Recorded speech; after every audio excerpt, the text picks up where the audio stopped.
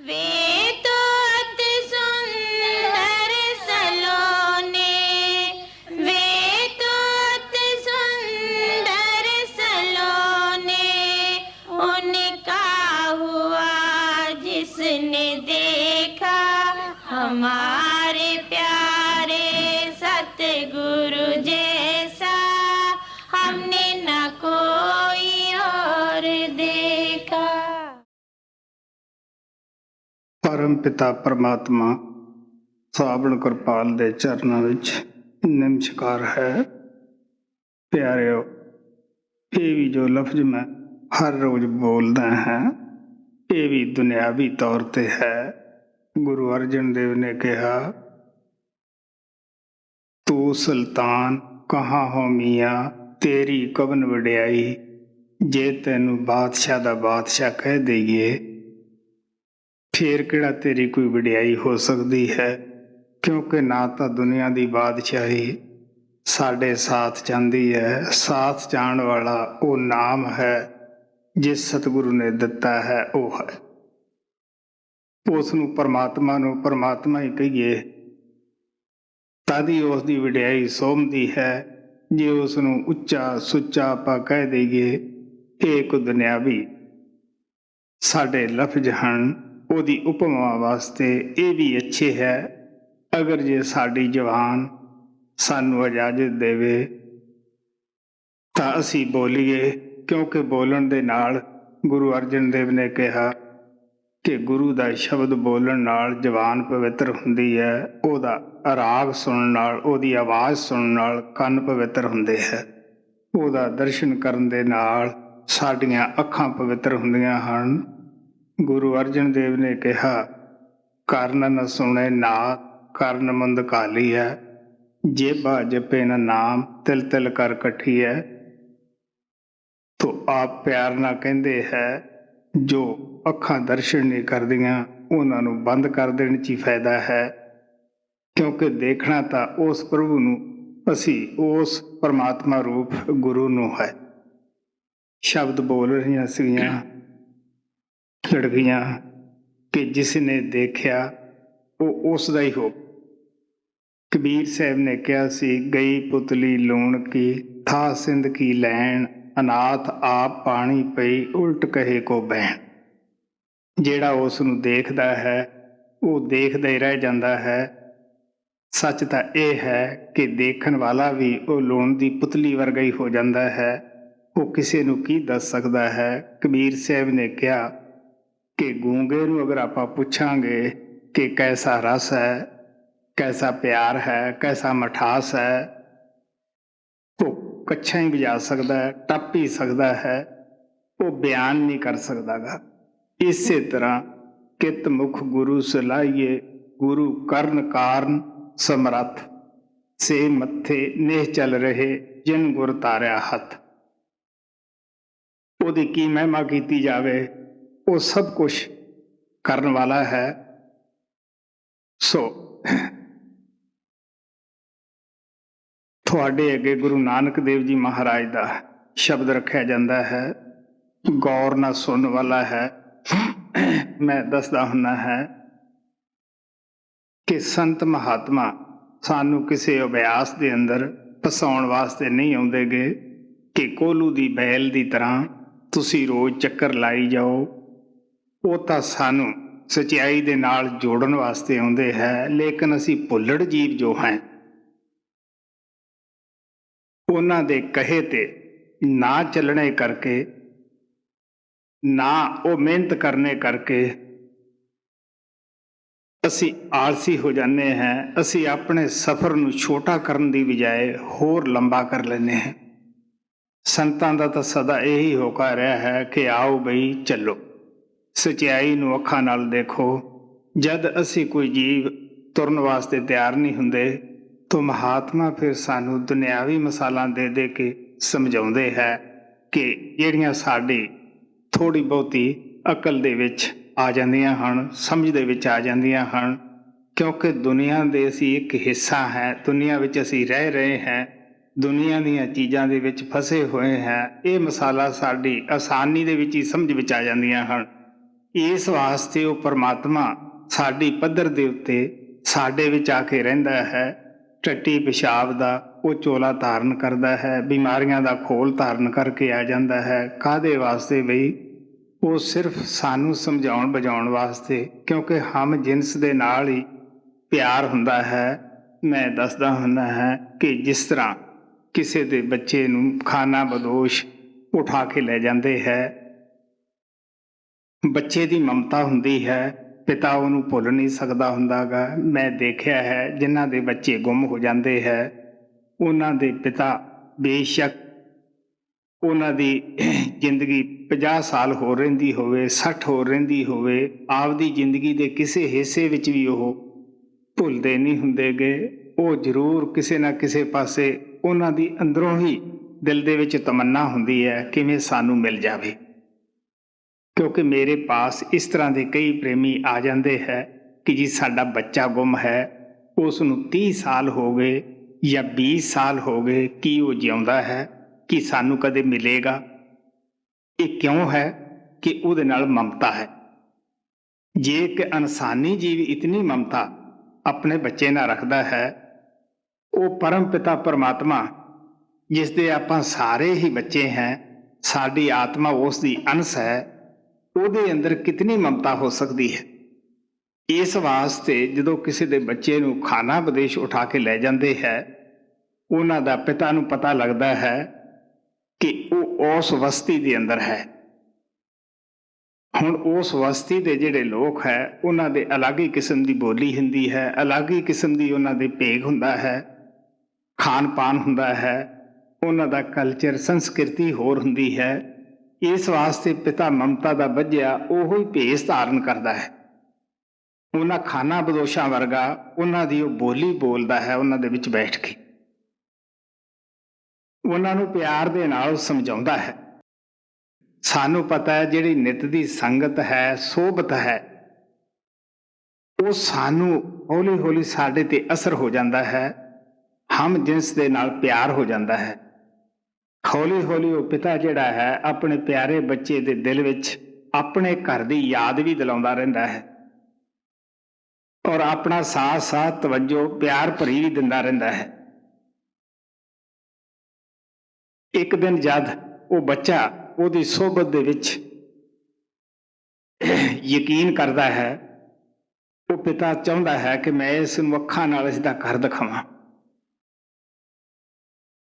ਇਸੇ ਤਰ੍ਹਾਂ ਉਹ ਪਰਮਾਤਮਾ ਦੀ ਕਾਲ ਨੇ ਕਈ ਯੁੱਗ ਤਪੱਸਿਆ ਕਰਕੇ ਆਤਮਾ ਨੂੰ ਮੰਗ ਲਿਆ, ਸਾਨੂੰ ਉਸਨੇ ਸੇਵਾ ਬਸ ਕਾਲ ਦੀ ਬਸਤੀ ਵਿੱਚ ਭੇਜ ਦਿੱਤਾ ਹੈ। ਹੁਣ ਜਿਸ ਦੇਸ਼ ਵਿੱਚ ਉਹ ਪ੍ਰਭੂ ਪਰਮਾਤਮਾ ਰਹਿੰਦਾ ਹੈ, ਨਾ ਉੱਥੇ ਕੋਈ ਰੇਖ ਹੈ, ਨਾ ਭੇਖ ਹੈ, ਨਾ ਕੋਈ ਰੂਪ ਹੈ, ਨਾ ਕੋਈ ਰੰਗ ਹੈ, ਨਾ ਕੋਈ ਭਾਸ਼ਾ ਦਾ ਰੌਲਾ। ਉੱਥੇ ਮਤਾ ਦਿਲ ਦੇ ਵਿੱਚ ਖਿਆਲ ਆਵੇ ਕਿ ਉੱਥੇ ਵੀ ਇਹ ਭਾਸ਼ਾ ਦੇ ਝਗੜੇ ਹਨ ਜਾਂ ਮੁਲਕਾਂ ਦੇ ਝਗੜੇ ਹਨ, ਨਹੀਂ, ਉਹ ਸ਼ਾਂਤੀ ਦਾ ਦੇਸ਼ ਹੈ। ਉੱਥੇ ਦਿਨ ਨਹੀਂ, ਉੱਥੇ ਰਾਤ ਨਹੀਂ, ਉੱਥੇ ਕੋਈ ਵੇਦ ਸ਼ਾਸਤਰ ਕਿਸੇ ਭਾਸ਼ਾ ਦਾ ਰੌਲਾ ਨਹੀਂ। ਕਬੀਰ ਸਾਹਿਬ ਨੇ ਕਿਹਾ, ਦਿਨ ਸੋ ਰੈਨ ਵੇਦ ਨਹੀਂ ਸ਼ਾਸਤਰ, ਯਹਾਂ ਵਸੇ ਨਿਰੰਕਾਰਾ, ਕਹੇ ਕਬੀਰ ਨਰ ਤਿਸੇ ਤੇ ਆਵੋ ਬਾਬਰਿਆ ਸੰਸਾਰਾ। ਉਹ ਸਾਨੂੰ ਕਿਸੇ ਵੇਦ ਸ਼ਾਸਤਰ ਦੇ ਨਾਲ ਬੰਨਣ ਵਾਸਤੇ ਨਹੀਂ ਆਉਂਦੇ ਗਏ, ਇਸ ਵਾਸਤੇ ਉਹ ਪਰਮਾਤਮਾ ਉਸ ਮਮਤਾ ਦਾ ਬੱਝਿਆ ਹੋਇਆ ਇਸ ਨਗਰੀ ਦੇ ਜੀਵਾਂ ਦਾ ਉਹ ਭੇਸ ਧਾਰਦਾ ਹੈ ਸ਼ਬਦ ਰੂਪ ਤੋਂ। ਉਹ ਇਨਸਾਨੀ ਜਾਮੇ ਵਿੱਚ ਆਉਂਦਾ ਹੈ, ਸਾਡੇ ਵਰਗਾ ਇਨਸਾਨ ਬਣਦਾ ਹੈ, ਸਾਡੇ ਵਰਗਾ ਉਹ ਰਹਿਣ ਸਹਿਣ ਰੱਖਦਾ ਹੈ, ਬਲਕਿ ਸਾਡੇ ਨਾਲੋਂ ਵੀ ਬਹੁਤ ਸੀਮਤ ਸਾਧਨ ਰੱਖਦਾ ਹੈ, ਛੋਟਾ ਬਣ ਕੇ, ਲੇਕਿਨ ਅੰਦਰੋਂ ਉਸ ਦਾ ਖਿਆਲ ਕੋਈ ਹੋਰ ਹੁੰਦਾ ਹੈ। ਉਹ ਦੁਨੀਆ ਦੇ ਵਿੱਚ ਰਹਿੰਦਾ ਹੋਇਆ ਹੀ ਦੁਨੀਆ ਤੋਂ ਅਲੱਗ ਹੁੰਦਾ ਹੈ। ਅਸੀਂ ਸਾਊਥ ਅਫਰੀਕਾ ਵਿੱਚ ਗਏ ਪਿਛਲੇ ਸਾਲ, ਉੱਥੇ ਉਹ ਜਿਹਨੂੰ ਜਲ ਕੁਕੜੀ ਜਾਂ ਮੁਰਗਾਵੀ ਵੀ ਕਹਿੰਦੇ ਹੈ, ਸਮੁੰਦਰ ਦੇ ਕਿਨਾਰੇ ਮੈਂ ਗੁਰਮੇਲ ਪੱਪੂ ਫਿਰ ਰਹੇ ਸੀਗੇ। ਉਹ ਬਹੁਤ ਸਾਰੀਆਂ ਉੱਥੋਂ ਉੱਡੀਆਂ ਸਾਡੇ ਪਾਸ ਤੋਂ ਹੀ।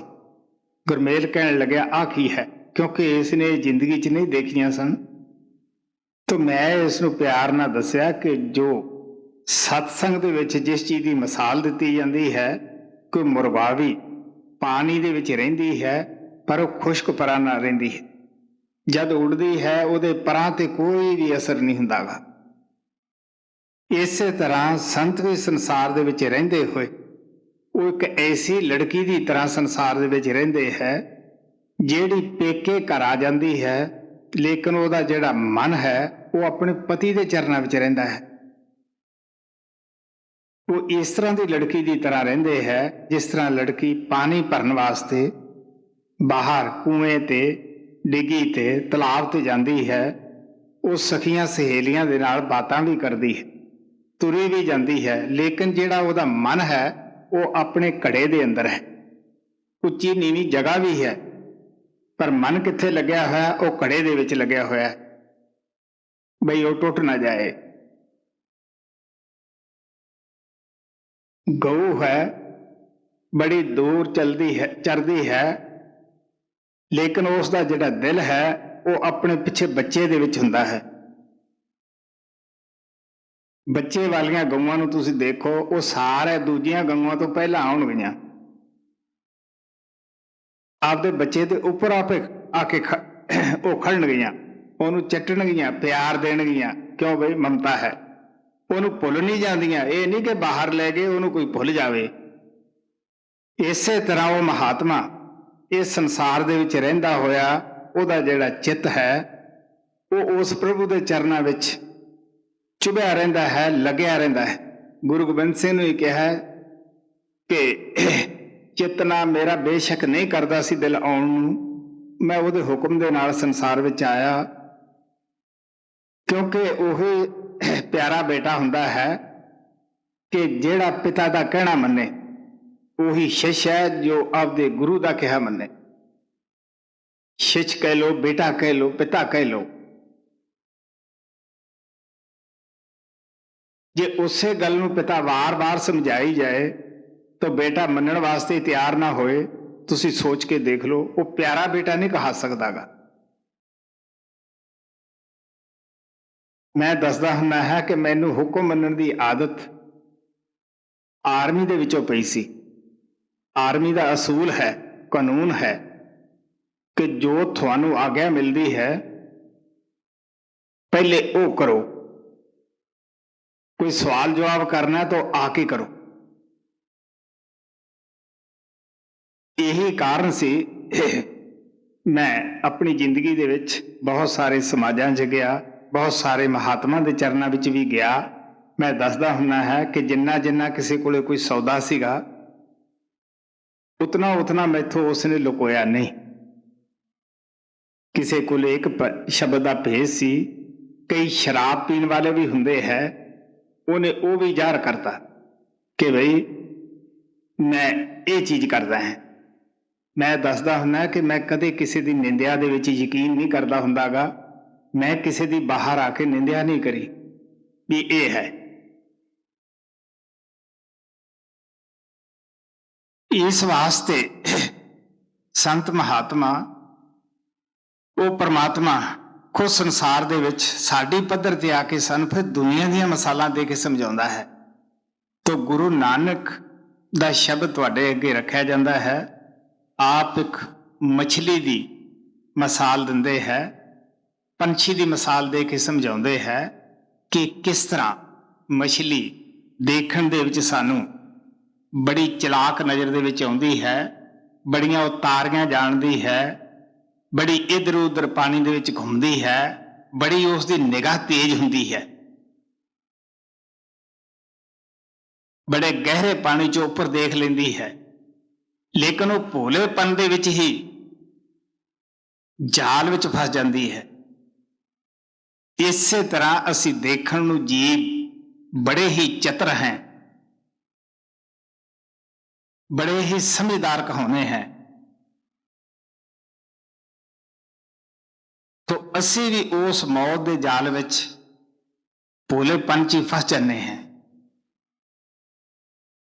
ਮੱਛੀ ਕਿਉਂ ਫਸਦੀ ਹੈ ਜਾਲ ਦੇ ਵਿੱਚ? ਜਦ ਉਹ ਸ਼ਿਕਾਰੀ ਲੋਕ ਉਸ ਨੂੰ ਕੋਈ ਗੋਸ਼ਤ ਲਾਉਂਦੇ ਹੈ, ਆਪਦੀ ਕੁੰਡੀ ਨੂੰ ਉਹ ਪਾਣੀ ਦੇ ਵਿੱਚ ਸਿੱਟ ਦਿੰਦੇ ਹੈ, ਉਹ ਲੋਭ ਦੇ ਵਸ ਮੂੰਹ ਵਿੱਚ ਪਾ ਲੈਂਦੀ ਹੈ, ਹਲਕ ਦੇ ਵਿੱਚ ਫਸ ਜਾਂਦਾ ਹੈ। ਉਹਦੀ ਜਦੋਂ ਰੱਸੀ ਤਣੀ ਦੀ ਹੈ ਉਹ ਖਿੱਚ ਲੈਂਦਾ ਹੈ, ਉਹ ਸਾਥ ਹੀ ਤੁਰਿਆ ਆਉਂਦਾ ਹੈ। ਕਿਸ ਤਰ੍ਹਾਂ ਉਸ ਨੂੰ ਹਾਂਡੀਆਂ ਵਿੱਚ ਚੜ੍ਹਨਾ ਪੈਂਦਾ ਹੈ, ਕੀਮਾ ਕੀਮਾ ਹੋਣਾ ਪੈਂਦਾ ਹੈ। ਇਸੇ ਤਰ੍ਹਾਂ ਕਾਲ ਸ਼ਿਕਾਰੀ ਨੇ ਵੀ ਸਾਡੇ ਵਾਸਤੇ ਵਿਸ਼ੇ ਬਕਾਰਾਂ ਦੇ ਮੈਂ ਮੇਰੀ ਦੇ ਚੋਗੇ ਖਿਲਾਰੇ ਹੋਏ ਹੈ। ਅਸੀਂ ਮਸਤ ਹੋ ਕੇ ਉਹ ਵਿਸ਼ੇ ਬਕਾਰਾਂ ਦੇ ਚੋਗੇ ਦੇ ਵਿੱਚ ਲੱਗ ਜਾਂਦੇ ਹਾਂ। ਸਾਨੂੰ ਇਹ ਨਹੀਂ ਪਤਾ ਵੀ ਇਹ ਜਿਹੜੇ ਚੋਗੇ ਹੈ ਕਾਲ ਦੇ, ਇਹ ਅਸੀਂ ਮੌਤ ਦਾ ਫੰਦਾ ਆਪਣੇ ਗਲ ਵਿੱਚ ਪਾ ਰਹੇ ਹਾਂ।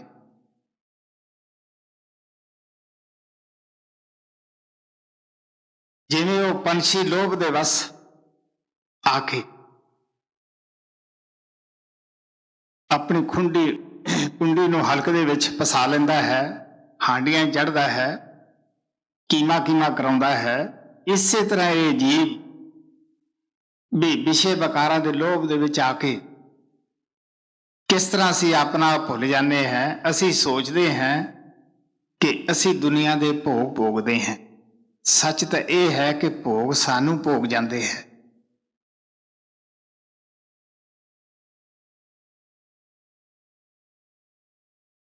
ਜਿੰਨੀਆਂ ਆਪਾਂ ਅਗਨੀ ਦੇ ਉੱਪਰ ਲੱਕੜਾਂ ਜ਼ਿਆਦਾ ਪਾਵਾਂਗੇ, ਉਤਨਾ ਉਹ ਭਾਂਬੜ ਜ਼ਿਆਦਾ ਦੇਵੇਗੀ। ਜਿਤਨੀਆਂ ਵੀ ਆਪਾਂ ਮਨ ਦੀਆਂ ਖੁਆਇਸ਼ਾਂ ਪੂਰੀਆਂ ਕਰਨ ਦੀ ਸੋਚਾਂਗੇ ਜਾਂ ਕਰਾਂਗੇ, ਉਤਨੀਆਂ ਇਹ ਜ਼ਿਆਦਾ ਹੋਰ ਖੁਆਇਸ਼ਾਂ ਪੂਰੀਆਂ ਕਰ ਲੇਗਾ। ਮਨ ਦੀਆਂ ਖੁਆਇਸ਼ਾਂ ਦਾ ਕੋਈ ਮੇਚ ਬੰਨਾ ਨਹੀਂ। ਤੋ ਗੁਰੂ ਨਾਨਕ ਐਸੀਆਂ ਮਿਸਾਲਾਂ ਦੇ ਕੇ ਸਾਨੂੰ ਸਮਝਾਉਂਦੇ ਹੈ ਕਿ ਕੋਈ ਕਿਤਨਾ ਹੀ ਚਤਰ ਹੈ, ਕਿਤਨਾ ਹੀ ਕੋਈ ਚਲਾਕ ਹੈ। ਜ਼ਾਲਮ ਮੌਤ ਦੇ ਪੰਜੇ ਤੋਂ ਕੋਈ ਬਚ ਨਹੀਂ ਸਕਦਾਗਾ। ਇਹਨੇ ਪਤਾ ਨਹੀਂ ਅਸਮਾਨ ਦੇ ਵਿੱਚ ਪਕੜ ਲੈਣਾ ਹੈ ਕਿ ਸੜਕ ਤੇ ਜਾਂਦੇ ਨੂੰ ਪਕੜ ਲੈਣਾ ਹੈ, ਜਾਂ ਘਰ ਦੇ ਵਿੱਚ ਜਾਂ ਪ੍ਰਦੇਸ਼ ਦੇ ਵਿੱਚ। ਕੋਈ ਜੀਵ ਮੌਤ ਤੋਂ ਬਚ ਨਹੀਂ ਸਕਦਾਗਾ। ਸਿਰਫ ਇੱਕ ਕਿਸਮ ਦੇ ਜੀਵ ਜਿਹੜੇ ਸਤਿਗੁਰੂ ਦੀ ਸ਼ਰਨ ਵਿੱਚ ਜਾਂਦੇ ਹੈ, ਸਤਿਗੁਰੂ ਉਹਨਾਂ ਦੀ ਸ਼ਬਦ ਦੇ ਨਾਲ ਜੋੜ ਲੈਂਦਾ ਹੈ, ਉਹਨਾਂ ਵਾਸਤੇ ਮੌਤ ਮਰ ਜਾਂਦੀ ਹੈ। ਉਹ ਸਰੀਰ ਬਦਲਦੇ ਹੈ। ਗੁਰੂ ਨਾਨਕ ਨੇ ਕਿਹਾ, ਜਮ ਦੂਤ ਮੂਏ ਬਿਕ ਖਾਏ।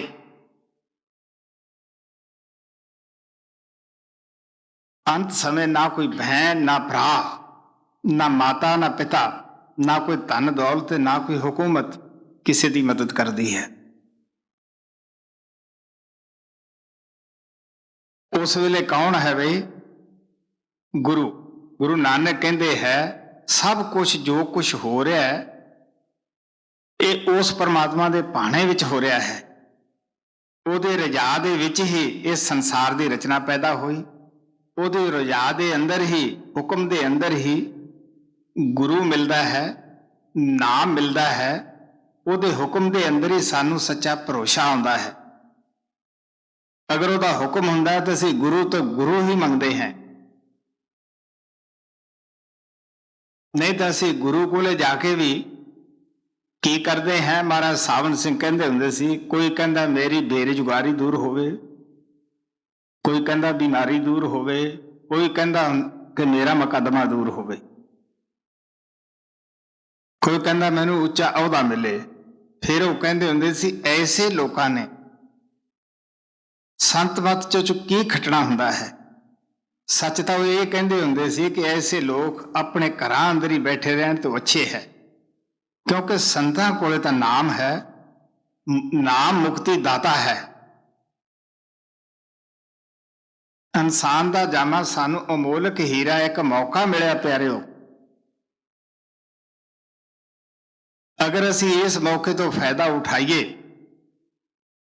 ਕਿਉਂ ਸੰਤ ਕਹਿੰਦੇ ਆ, ਨਾ ਤੁਹਾਡੇ ਨਾਲ ਗਰੀਬੀ ਜਾਣੀ ਹੈ, ਨਾ ਅਮੀਰੀ ਜਾਣੀ ਹੈ, ਨਾ ਤੁਹਾਡੇ ਨਾਲ ਬਿਮਾਰੀ ਜਾਣੀ ਹੈ, ਨਾ ਤੰਦਰੁਸਤੀ ਜਾਣੀ ਹੈ।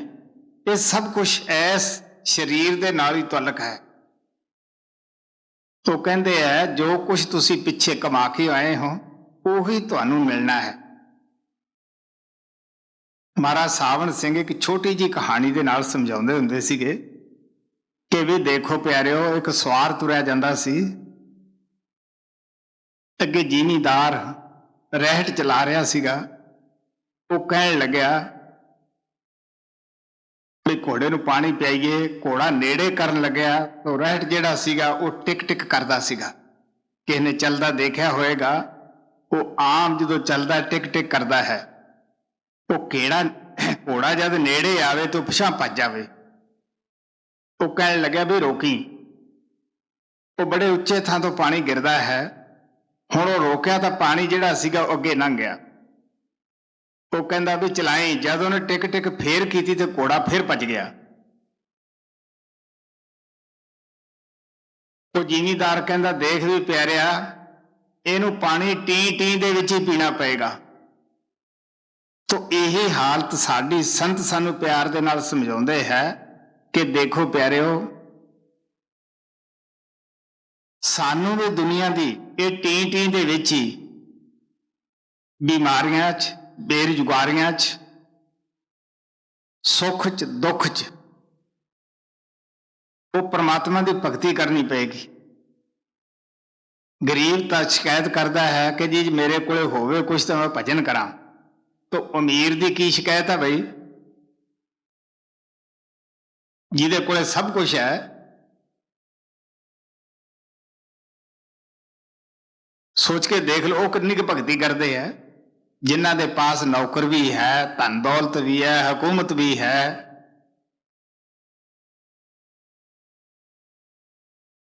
ਉਹ ਵੱਧ ਤੋਂ ਵੱਧ ਰੱਬ ਨੂੰ ਮਖੌਲ ਕਰਦੇ ਹੈ, ਮਸ਼ਕਰੀ ਕਰਦੇ ਹੈ। ਤੋ ਪੰਡਤ ਸੱਦ ਲਿਆ, ਭਾਈ ਸੱਦ ਲਿਆ, ਮੌਲਵੀ ਸੱਦ ਲਿਆ, ਲਓ ਜੀ ਤੁਸੀਂ ਭਗਤੀ ਕਰੋ ਹੁਣ ਸਾਡੇ ਥਾਂ, ਤੁਸੀਂ ਮਾਲਾ ਫੇਰੋ, ਤੁਹਾਨੂੰ ਅਸੀਂ ਪੈਸੇ ਦੇਵਾਂਗੇ। ਤੁਸੀਂ ਸੋਚ ਕੇ ਦੇਖ ਲਓ। ਕਬੀਰ ਸਾਹਿਬ ਕਹਿੰਦੇ ਹੈ ਕਿ ਟੋਟੇ में भक्ति करे ताका नाम सपूत, माया धारी मशकरे केते ही गए ऊत। ਤੋ ਪਰਮਾਤਮਾ ਨਾ ਕਿਸੇ ਨੂੰ ਗਰੀਬੀ ਦਿੰਦਾ ਹੈ, ਨਾ ਉਹਦਾ ਕਿਸੇ ਨਾਲ ਕੋਈ ਬਿਮਾਰੀ ਦਿੰਦਾ ਹੈ। ਉਹ ਮਦਦ ਜ਼ਰੂਰ ਕਰਦਾ ਜਿਹੜਾ ਉਹਨੂੰ ਯਾਦ ਕਰੇ। ਮੈਂ ਦੱਸਦਾ ਹੁੰਦਾ ਹੈ ਕਿ ਫਰਜ਼ ਕਰੋ ਕੋਈ ਆਦਮੀ ਨੇ ਬੁਰਾਈ ਤਾਂ ਕਰ ਲਈ, ਉਹ ਜੇਲ੍ਹ ਖਾਨੇ 'ਚ ਚਲਿਆ ਗਿਆ। ਅਗਰ ਉੱਥੇ ਜਾ ਕੇ ਉਹ ਜੇਲ੍ਹ ਖਾਨੇ ਵਿੱਚ ਸ਼ਰੀਫ ਬਣ ਜਾਂਦਾ ਹੈ, ਅੱਛਾ ਹਰੇਕ ਨਾਲ ਮੇਲ ਜੋਲ ਕਰਦਾ ਹੈ, ਉੱਥੇ ਵੀ ਉਹ ਜੇਲਰ ਵਗੈਰਾ ਦਾ ਆਦਰ ਕਰਦਾ ਹੈ, ਉਸ ਨੂੰ ਕੈਦੀਆਂ ਤੇ ਨੰਬਰਦਾਰ ਬਣਾ ਦਿੰਦੇ ਹੈ, ਉਸ ਨੂੰ ਰਿਹਾਈ ਦੇ ਦਿੰਦੇ ਹੈ। ਤੋ ਜਿਹੜਾ ਉੱਥੇ ਜਾ ਕੇ ਹੋਰ ਬਦਮਾਸ਼ੀ ਕਰਦਾ ਹੈ ਉਸ ਦੀ ਹੋਰ ਸਜ਼ਾ ਵੱਧ ਜਾਂਦੀ ਹੈ, ਉਹਨੂੰ ਮੁਸ਼ੱਕਤ ਹੋਰ ਦੇ ਦਿੰਦੇ ਹੈ। ਇਸੇ ਤਰ੍ਹਾਂ ਅਸੀਂ ਆਪਣੇ ਕਰਮਾਂ ਕਰਕੇ ਸੰਸਾਰ ਦੇ ਵਿੱਚ ਤਾਂ ਆ ਗਏ ਹਾਂ। ਦੇਣੇ ਲੈਣੇ ਦੇ ਹਿਸਾਬ ਨਾਲ ਸਾਨੂੰ ਮਾਤਾ ਪਿਤਾ ਭੈਣ ਭਰਾ ਸਭ ਕੁਝ ਮਿਲਿਆ ਹੈ। ਲੇਕਿਨ ਜੇ ਆਪਾਂ ਇੱਥੇ ਬੈਠ ਕੇ ਉਸੇ ਪਰਮਾਤਮਾ ਨੂੰ ਧਿਆਈਏ ਤਾਂ ਉਹ ਸਾਨੂੰ ਜ਼ਰੂਰ ਉਨੀ ਮਦਦ ਤਾਂ ਕਰੇਗਾ ਹੀ ਜਿੰਨਾ ਅਸੀਂ ਉਹਨੂੰ ਯਾਦ ਕਰਦੇ ਹਾਂ। ਉਹ ਉਹਦੇ ਵਿੱਚ ਸਾਡੇ ਤੇ ਰਹਿਮ ਕਰੇਗਾ, ਸਾਨੂੰ ਭਾਣਾ ਮੰਨਣ ਦਾ ਬਲ ਬਖਸ਼ੇਗਾ। ਜਿਹੜਾ ਜੇ ਕਸ਼ਟ ਸਾਡੇ ਤੇ ਸਾਲ ਆਉਣਾ ਹੈ, ਹੋ ਸਕਦਾ ਉਹ 4 ਮਹੀਨਿਆਂ 'ਚ ਖਤਮ ਹੋ ਜਾਵੇ। ਉਹ ਜ਼ਰੂਰ ਰਹਿਮ ਕਰਦਾ, ਉਹ ਰਹਿਮ ਦਾ ਸਮੁੰਦਰ ਹੁੰਦਾ ਹੈ। ਲੇਕਿਨ ਅਸੀਂ ਕੀ ਕਰਦੇ ਹਾਂ ਕਿ ਭਜਨ ਛੱਡ ਜਾਂਦੇ ਹਾਂ ਔਰ ਉਸ ਪਰਮਾਤਮਾ ਦੇ ਵਿੱਚ ਨੁਕਸ ਕੱਢਣੇ ਸ਼ੁਰੂ ਕਰਦੇ ਹਾਂ। ਲਓ ਜੀ ਦੇਖੋ ਮੈਨੂੰ ਇਹ ਕਸ਼ਟ ਕਿਉਂ ਆਇਆ, ਮੈਂ ਤਾਂ ਕਦੇ ਕੀਤਾ ਹੀ ਨਹੀਂ ਸੀ ਕੁਛ। ਸਾਨੂੰ ਤਾਂ ਆ ਬਚਪਨੇ ਦੀਆਂ ਯਾਦਾਂ ਹਨ ਗਈਆਂ ਜਦੋਂ ਕ੍ਰਿਸ਼ਨ ਭਗਵਾਨ ਨੂੰ ਧ੍ਰਿਤਰਾਸ਼ਟਰ ਨੇ ਕਿਹਾ ਕਿ ਮੈਨੂੰ 100 ਜਨਮ ਦਾ ਗਿਆਨ ਹੈ, ਮੈਂ ਐਸਾ ਕਰਮ ਨਹੀਂ ਕੀਤਾ ਜਿਹਦੇ ਨਾਲ ਮੈਂ ਅੰਧਾ ਹੁੰਦਾ, ਤੇ ਕਿਉਂ ਹੋ ਗਿਆ? ਉਹਨਾਂ ਨੇ ਆਪਣੀ ਯੋਗ ਸ਼ਕਤੀ ਨਾਲ ਕਿਹਾ ਕਿ ਦੇਖ ਤੂੰ 100 ਤੋਂ ਪਿਛਲੇ ਜਨਮ ਤੱਕ ਵੀ ਦੇਖ। ਜਦੋਂ 106 ਜਨਮ ਦੇ ਵਿੱਚ ਦੇਖਿਆ, ਉਹ ਕਿਸੇ ਬਿੰਡੇ ਦੀਆਂ ਅੱਖਾਂ ਦੇ ਵਿੱਚ ਸੂਲਾਂ ਦੇ ਕੇ ਅੰਨਾ ਕਰ ਰਿਹਾ ਸੀਗਾ।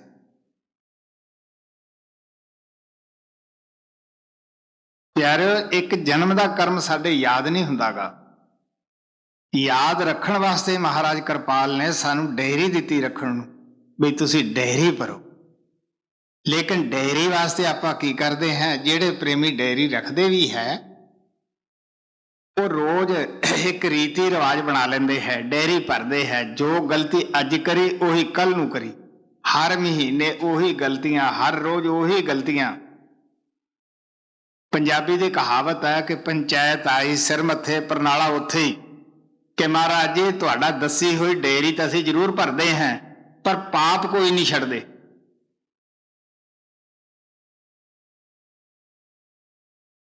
ਮੈਂ ਜਦ ਅਮਰੀਕਾ 'ਚ ਗਿਆ, ਉੱਥੇ ਇੱਕ ਅੰਗਰੇਜ਼ ਦਾ ਸਵਾਲ ਸੀ ਕਿ ਮਹਾਰਾਜ ਕਿਰਪਾਲ ਨੇ ਡਾਇਰੀ ਰੱਖਣ ਨੂੰ ਕਿਹਾ, ਤੁਹਾਡਾ ਕੀ ਵਿਚਾਰ ਹੈ?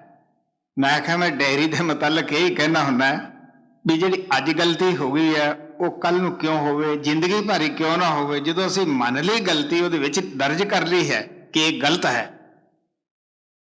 ਗਲਤੀ ਤਾਂ ਜ਼ਿੰਦਗੀ ਦੇ ਵਿੱਚ ਇੱਕ ਹੀ ਜਿਹੜੀ ਹੈ, ਉਹੋ ਹੀ ਤੁਹਾਡੀ ਜ਼ਿੰਦਗੀ ਨੂੰ ਸਾਰੀ ਨੂੰ ਖੁਸ਼ ਕਰ ਦੇਗੀ। ਸਾਰੀ ਜ਼ਿੰਦਗੀ ਦੇ ਵਿੱਚ ਹੀ ਤੁਸੀਂ ਉਸ ਗਲਤੀ ਦੀ ਕਮੀ ਨਹੀਂ ਪੂਰੀ ਕਰ ਸਕਦੇਗੇ। ਸੋ ਇਸ ਤਰ੍ਹਾਂ ਮਹਾਰਾਜ ਕਿਰਪਾਲ ਨੇ ਸਾਨੂੰ ਡਾਇਰੀ ਰੱਖਣ ਨੂੰ ਨਹੀਂ ਦਿੱਤੀ ਸੀਗੀ ਭਈ ਤੁਸੀਂ ਰੋਜ਼ ਇੱਕ ਸੈਰੇਮਨੀ ਆਪਦਾ ਬਣਾ ਲਓ, ਰਿਵਾਜ ਬਣਾ ਲਓ, ਬਈ ਡਾਇਰੀ ਭਰ ਲਈ, ਰੋਜ਼ ਉਸੇ ਤਰ੍ਹਾਂ ਹੀ ਪਾਪ ਕਰ ਲਏ, ਭੇਜ ਦਿੱਤੀ। ਸੋ ਇਸ ਵਾਸਤੇ ਗੁਰੂ ਨਾਨਕ ਦਾ ਸ਼ਬਦ ਹੈ ਛੋਟਾ ਜਿਹਾ, ਸੁਣੋ ਗੌਰ ਨਾਲ ਜੀ। ਸ਼੍ਰੀ ਰਾਗ ਮਹੱਲਾ ਪਹਿਲਾ, ਪੰਨਾ 55। ਮਛਲੀ ਜਾਲ ਨਾ ਜਾਣਿਆ, ਸਰ ਖਾਰਾ ਅਸ ਗਾਓ, ਆਤ ਸਿਆਣੀ ਸੋਹਣੀ, ਕਿਉ ਕੀ ਤੋਵੇ ਸਾਹੋ। ਮਛਲੀ ਸਿਆਣੀ ਹੈ, ਮਸਤੀ ਦੇ ਵਿੱਚ ਤਾਰੀਆਂ ਲਾਉਂਦੀ ਹੈ, ਬੜੀ ਸਮਝਦਾਰ ਹੈ, ਲੇਕਿਨ ਉਸ ਨੂੰ ਇਹ ਨਹੀਂ ਪਤਾ ਕਿ ਸ਼ਿਕਾਰੀ ਮੇਰੇ ਵਾਸਤੇ ਜਾਲ ਲਾਈ ਬੈਠਾ ਹੈ। ਇਹ ਕੁੰਡੀ ਜੋ ਗੋਸ਼ਤ ਹੈ, ਇਹ ਮੇਰੇ ਖਾਣ ਵਾਸਤੇ ਨਹੀਂ, ਫਸਾਉਣ ਵਾਸਤੇ ਹੈ ਜੀ। ਆਤ ਸਿਆਣੀ ਸੋਹਣੀ, ਕਿਉ ਕੀ ਤੋਵੇ ਸਾਹੋ, ਕੀਤੇ ਕਾਰਨ ਪਾਕੜੀ, ਕਾਲ ਨ ਟਲੈ ਸਿਰਾਹੋ। ਮਛਲੀ ਦਾ ਮੂੰਹ ਕਿਸੇ ਨੇ ਪਕੜ ਕੇ ਉਹ ਕੁੰਡੀ ਵਿੱਚ ਨਹੀਂ ਦਿੱਤਾ ਹੁੰਦਾ, ਉਹਨੇ ਖੁਦ ਖੁਸ਼ੀ ਨਾਲ ਹੀ ਉਹ ਮੂੰਹ ਦੇ ਵਿੱਚ ਪਾਈ ਹੁੰਦੀ ਹੈ। ਕਿਉਂ ਬਈ? ਉਹ ਕਾਲ ਸ਼ਿਕਾਰੀ ਦੇ ਅੰਦਰ ਬੈਠ ਕੇ, ਸ਼ਿਕਾਰੀ ਦਾ ਰੂਪ ਧਾਰ ਕੇ ਉਸ ਕੋਲੇ ਪਹੁੰਚ ਜਾਂਦਾ ਹੈ। ਕਿਉਂਕਿ ਇਹ ਪਹਿਲਾਂ ਤੋਂ ਹੀ ਮਹਾਰਾਜ ਸਾਵਣ ਸਿੰਘ ਕਹਿੰਦੇ ਹੁੰਦੇ ਸੀ, ਧੁਰ ਦਰਗਾਹ ਤੋਂ ਹੀ ਸਾਡੇ ਕਰਮਾਂ ਮੁਤਾਬਕ ਜ਼ਿੰਦਗੀ ਦਾ ਲੇਖਾ ਜੋਖਾ ਬਣ ਜਾਂਦਾ ਹੈ। ਕਿਸ ਹੱਥੋਂ ਮਰਨਾ ਹੈ, ਕਿਵੇਂ ਮਰਨਾ ਹੈ, ਕਿਸ ਜਗ੍ਹਾ ਮਰਨਾ ਹੈ। ਉਸਾ ਹੀ ਰੂਪ ਉਸ ਵਕਤ ਹੋ ਜਾਂਦਾ ਹੈ। ਤੋ ਇਸ ਵਾਸਤੇ ਸ਼ਿਕਾਰੀ ਦਾ ਰੂਪ ਧਾਰ ਕੇ ਉਹ ਕਾਲ ਉਸ ਵਕਤ ਉੱਥੇ ਪਹੁੰਚ ਜਾਂਦਾ ਹੈ। ਉਹ ਸਮਝਦਾਰ ਹੁੰਦੀ ਹੋਈ ਵੀ ਖੁਦ ਆਪ ਹੀ ਆਪਣੇ ਹਲਕ ਦੇ ਵਿੱਚੋਂ ਕੁੰਡੀ ਫਸਾਉਂਦੀ ਹੈ ਜੀ। ਕੀਤੇ ਕਾਰਨ ਪਾਕੜੀ, ਕਾਲ ਨ ਟਲੈ ਸਿਰਾਹੋ, ਪਾਈ ਰੇ ਇਉ ਸਿਰ ਜਾਣੋ ਕਾਲ,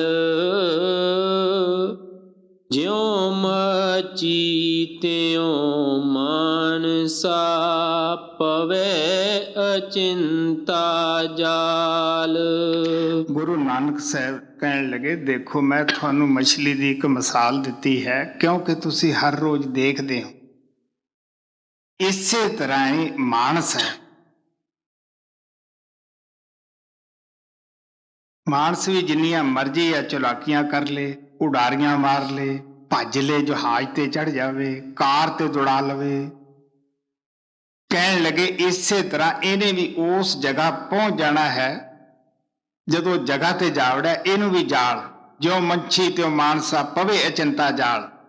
ਇਹਨੂੰ ਕੀ ਪਤਾ ਹੈ ਕਿ ਮੇਰਾ ਇੱਥੇ ਐਕਸੀਡੈਂਟ ਹੋਣਾ ਹੈ, ਮੈਂ ਤਾਂ ਸਮਾਨ ਚੁੱਡਿਆ ਜਾਣਾ ਹੈ। ਤੁਸੀਂ ਦੇਖਦੇ ਹੋ ਹਵਾਈ ਜਹਾਜ਼ ਰੋਜ਼ ਉੱਡਦੇ ਹੈ ਕਿ ਪਹਿਲਾਂ ਆਪਾਂ ਸਫ਼ਰ ਨਹੀਂ ਕਰਦੇ ਹੁੰਦੇ। ਜਿਸ ਦਿਨ ਕਿਸੇ ਦਾ ਕਾਲ ਹੈ ਉਦੋਂ ਹੀ ਦੁਰਘਟਨਾ ਵਾਪਰਦੀ ਹੈ। ਕਿ ਟ੍ਰੇਨਾਂ 'ਚ ਆਪਾਂ ਰੋਜ਼ ਸਫ਼ਰ ਨਹੀਂ ਕਰਦੇ, ਕਿ ਕਾਰਾਂ 'ਤੇ ਆਪਾਂ ਰੋਜ਼ ਸਫ਼ਰ ਨਹੀਂ ਕਰਦੇਗੇ, ਕਿ ਉਹੋ ਹੀ ਜ਼ਿੰਦਗੀ ਆਪਣੀ ਹੁੰਦੀ ਹੈ।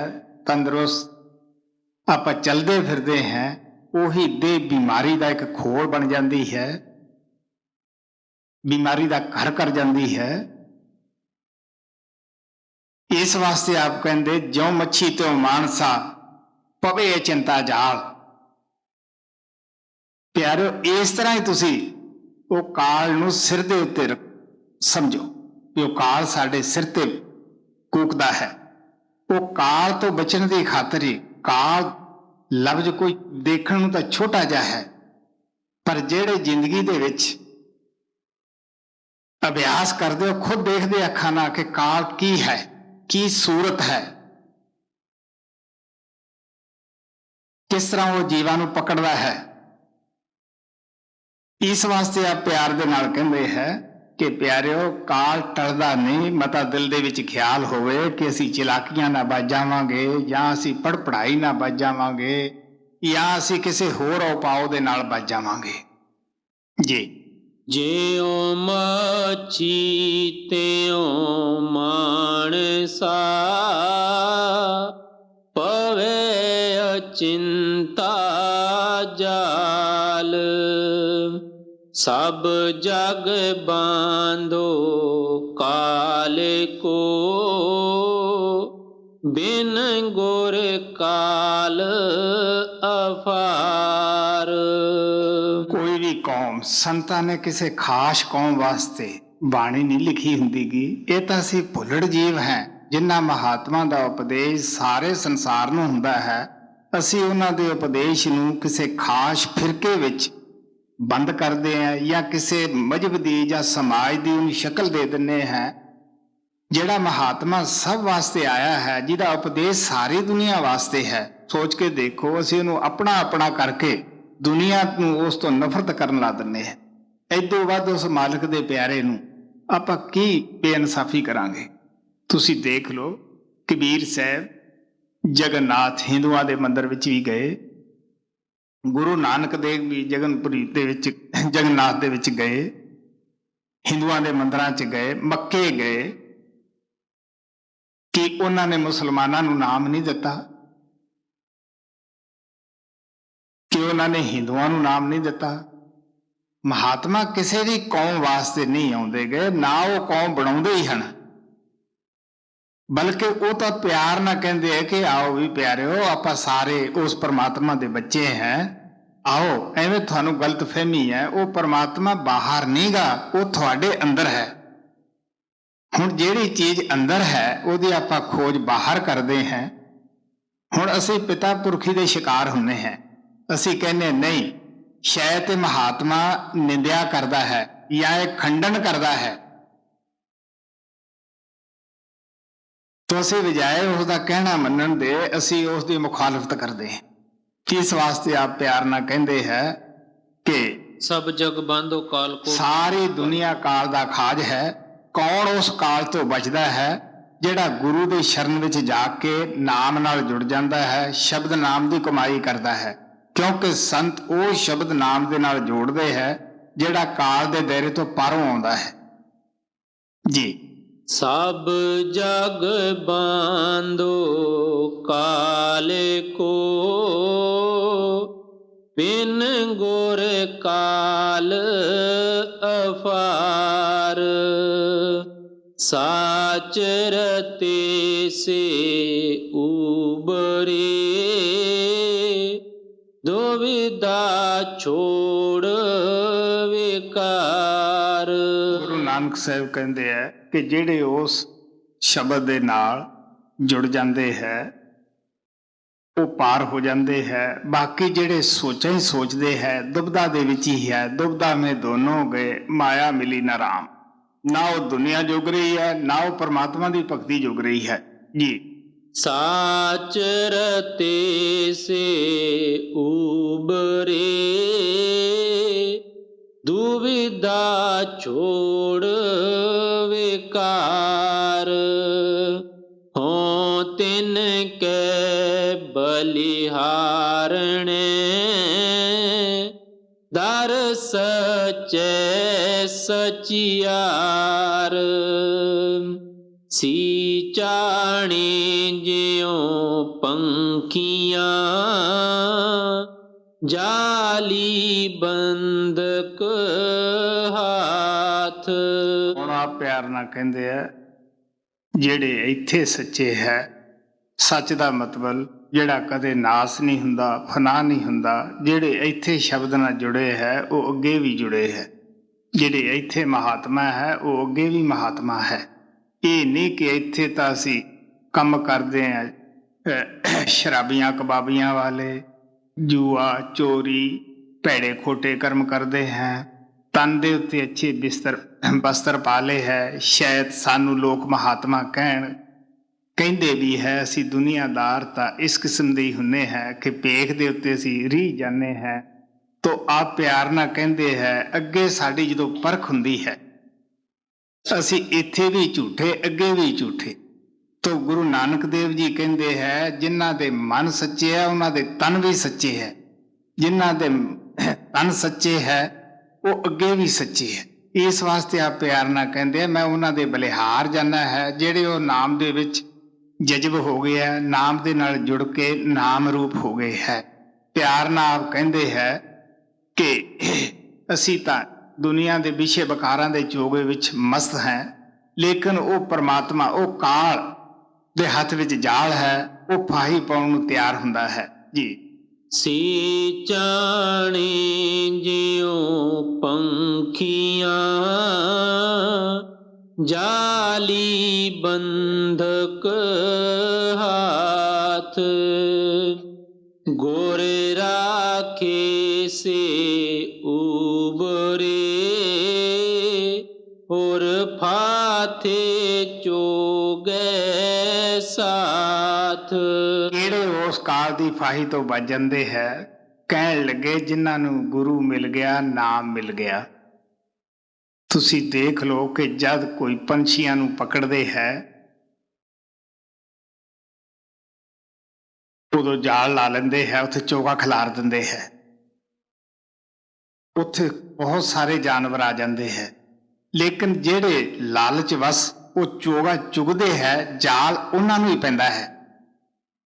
ਜਿਹੜੇ ਉੱਡ ਜਾਂਦੇ ਹੈ ਉਹ ਚੋਗੇ 'ਚ ਮਸਤ ਹੀ ਨਹੀਂ ਹੁੰਦੇਗੇ, ਉਹ ਵੱਜ ਜਾਂਦੇ ਹੈ। ਇਸੇ ਤਰ੍ਹਾਂ ਕਾਲ ਨੇ ਸਾਡੇ ਵਾਸਤੇ ਚੋਗੇ ਖਿਲਾਰੇ ਹੋਏ ਹੈ। ਜਿਹੜੇ ਗੁਰੂ ਦੀ ਸ਼ਰਨ ਵਿੱਚ ਜੀਵ ਚਲੇ ਜਾਂਦੇ ਹੈ ਉਹ ਬਚ ਜਾਂਦੇ ਹੈ। ਬਾਕੀ ਅਸੀਂ ਕਾਲ ਦੇ ਜਾਲ ਵਿੱਚ ਫਸ ਜਾਂਦੇ ਹਾਂ, ਕਾਲ ਦੇ ਮੂੰਹ ਚਲੇ ਜਾਂਦੇ ਹੈ, ਫਿਰ ਪਛਤਾਉਂਦੇ ਹੈ। ਕਿਉਂਕਿ ਜ਼ਿੰਦਗੀ ਦੀਆਂ ਘੜੀਆਂ ਦਾ, ਜ਼ਿੰਦਗੀ ਦੇ ਲੁਤਫ ਦਾ ਜਾਂ ਜ਼ਿੰਦਗੀ ਦੇ ਸਾਨੂੰ ਜਦੋਂ ਅੰਤ ਸਮਾਂ ਆਉਂਦਾ ਹੈ ਉਦੋਂ ਪਤਾ ਲੱਗਦਾ ਹੈ ਕਿ ਉਹ ਐਡਾ ਕੀਮਤੀ ਸਮਾਂ ਜਿਹੜਾ ਸੀਗਾ ਮੈਂ ਭੰਗ ਦੇ ਪਾੜੇ ਖੋ ਦਿੱਤਾ ਹੈ। ਉਦੋਂ ਕੀ ਬਣਦਾ ਹੈ? ਗੁਰੂ ਨਾਨਕ ਕਹਿੰਦੇ ਆ ਅਬ ਨਾ ਭਜਿਸ ਭਜਿਸ ਕਬ ਭਾਈ, ਆਵੇ ਅੰਤ ਨਾ ਭਜਿਆ ਜਾਈ। ਮੈਂ ਦੇਖਿਆ ਹੈ ਇੱਕ ਪ੍ਰੇਮੀ ਸੀ ਬਜ਼ੁਰਗ, ਉਸ ਨੂੰ ਅੰਤ ਵੇਲੇ ਕੰਨਾਂ ਤੋਂ ਵੀ ਸੁਣਨੋਂ ਹਟ ਗਿਆ, ਅੱਖਾਂ ਤੋਂ ਦਿਸਣੋਂ ਹਟ ਗਿਆ। ਉਹਦੇ ਬੱਚੇ ਮੇਰੇ ਪਾਸ ਆਏ। ਮੇਰੇ ਪਿਛਲੇ ਪਿੰਡ ਦਾ ਵਾਕਿਆ ਹੈ ਕਿ ਤੁਸੀਂ ਚੱਲੋ ਉਹਨੂੰ ਬਾਣੀ ਸੁਣਾਓ। ਉਹਨਾਂ ਦਿਨਾਂ ਦੇ ਵਿੱਚ ਮੇਰੇ ਕੋਲੇ 2 ਸ਼ਬਦ ਦਾ ਭੇਦ ਵੀ ਨਹੀਂ ਸੀਗਾ। ਮੈਂ ਬਾਬਾ ਬਿਸ਼ਨ ਦਾਸ ਨੂੰ ਅਜੇ ਮਿਲਿਆ ਨਹੀਂ ਸੀਗਾ, ਇਹ ਬਚਪਨੇ ਦੀ ਹੈ ਬਾਤ। ਤਾਂ ਮੈਂ ਗਿਆ, ਦੇਖਿਆ, ਨਾ ਉਸ ਨੂੰ ਸੁਣੇ ਨਾ ਉਸ ਨੂੰ ਦਿਸੇ। ਤਾਂ ਮੈਂ ਆਖਿਆ ਵੀ ਇਹਨੂੰ ਨਾ ਤਾਂ ਦਿਸਦਾ ਨਾ ਸੁਣਦਾ, ਹੁਣ ਮੈਂ ਕਿਵੇਂ ਕਰਾਂ? ਉਹ ਕਹਿਣ ਲੱਗੇ ਕਿ ਇਹਦੇ ਥਾਂ ਆ ਬੈਠਾ ਹੈ, ਉਹਦਾ ਲੜਕਾ ਬੈਠ ਗਿਆ, ਤੂੰ ਬਾਣੀ ਸੁਣਾ, ਇਹ ਸੁਣੇਗਾ।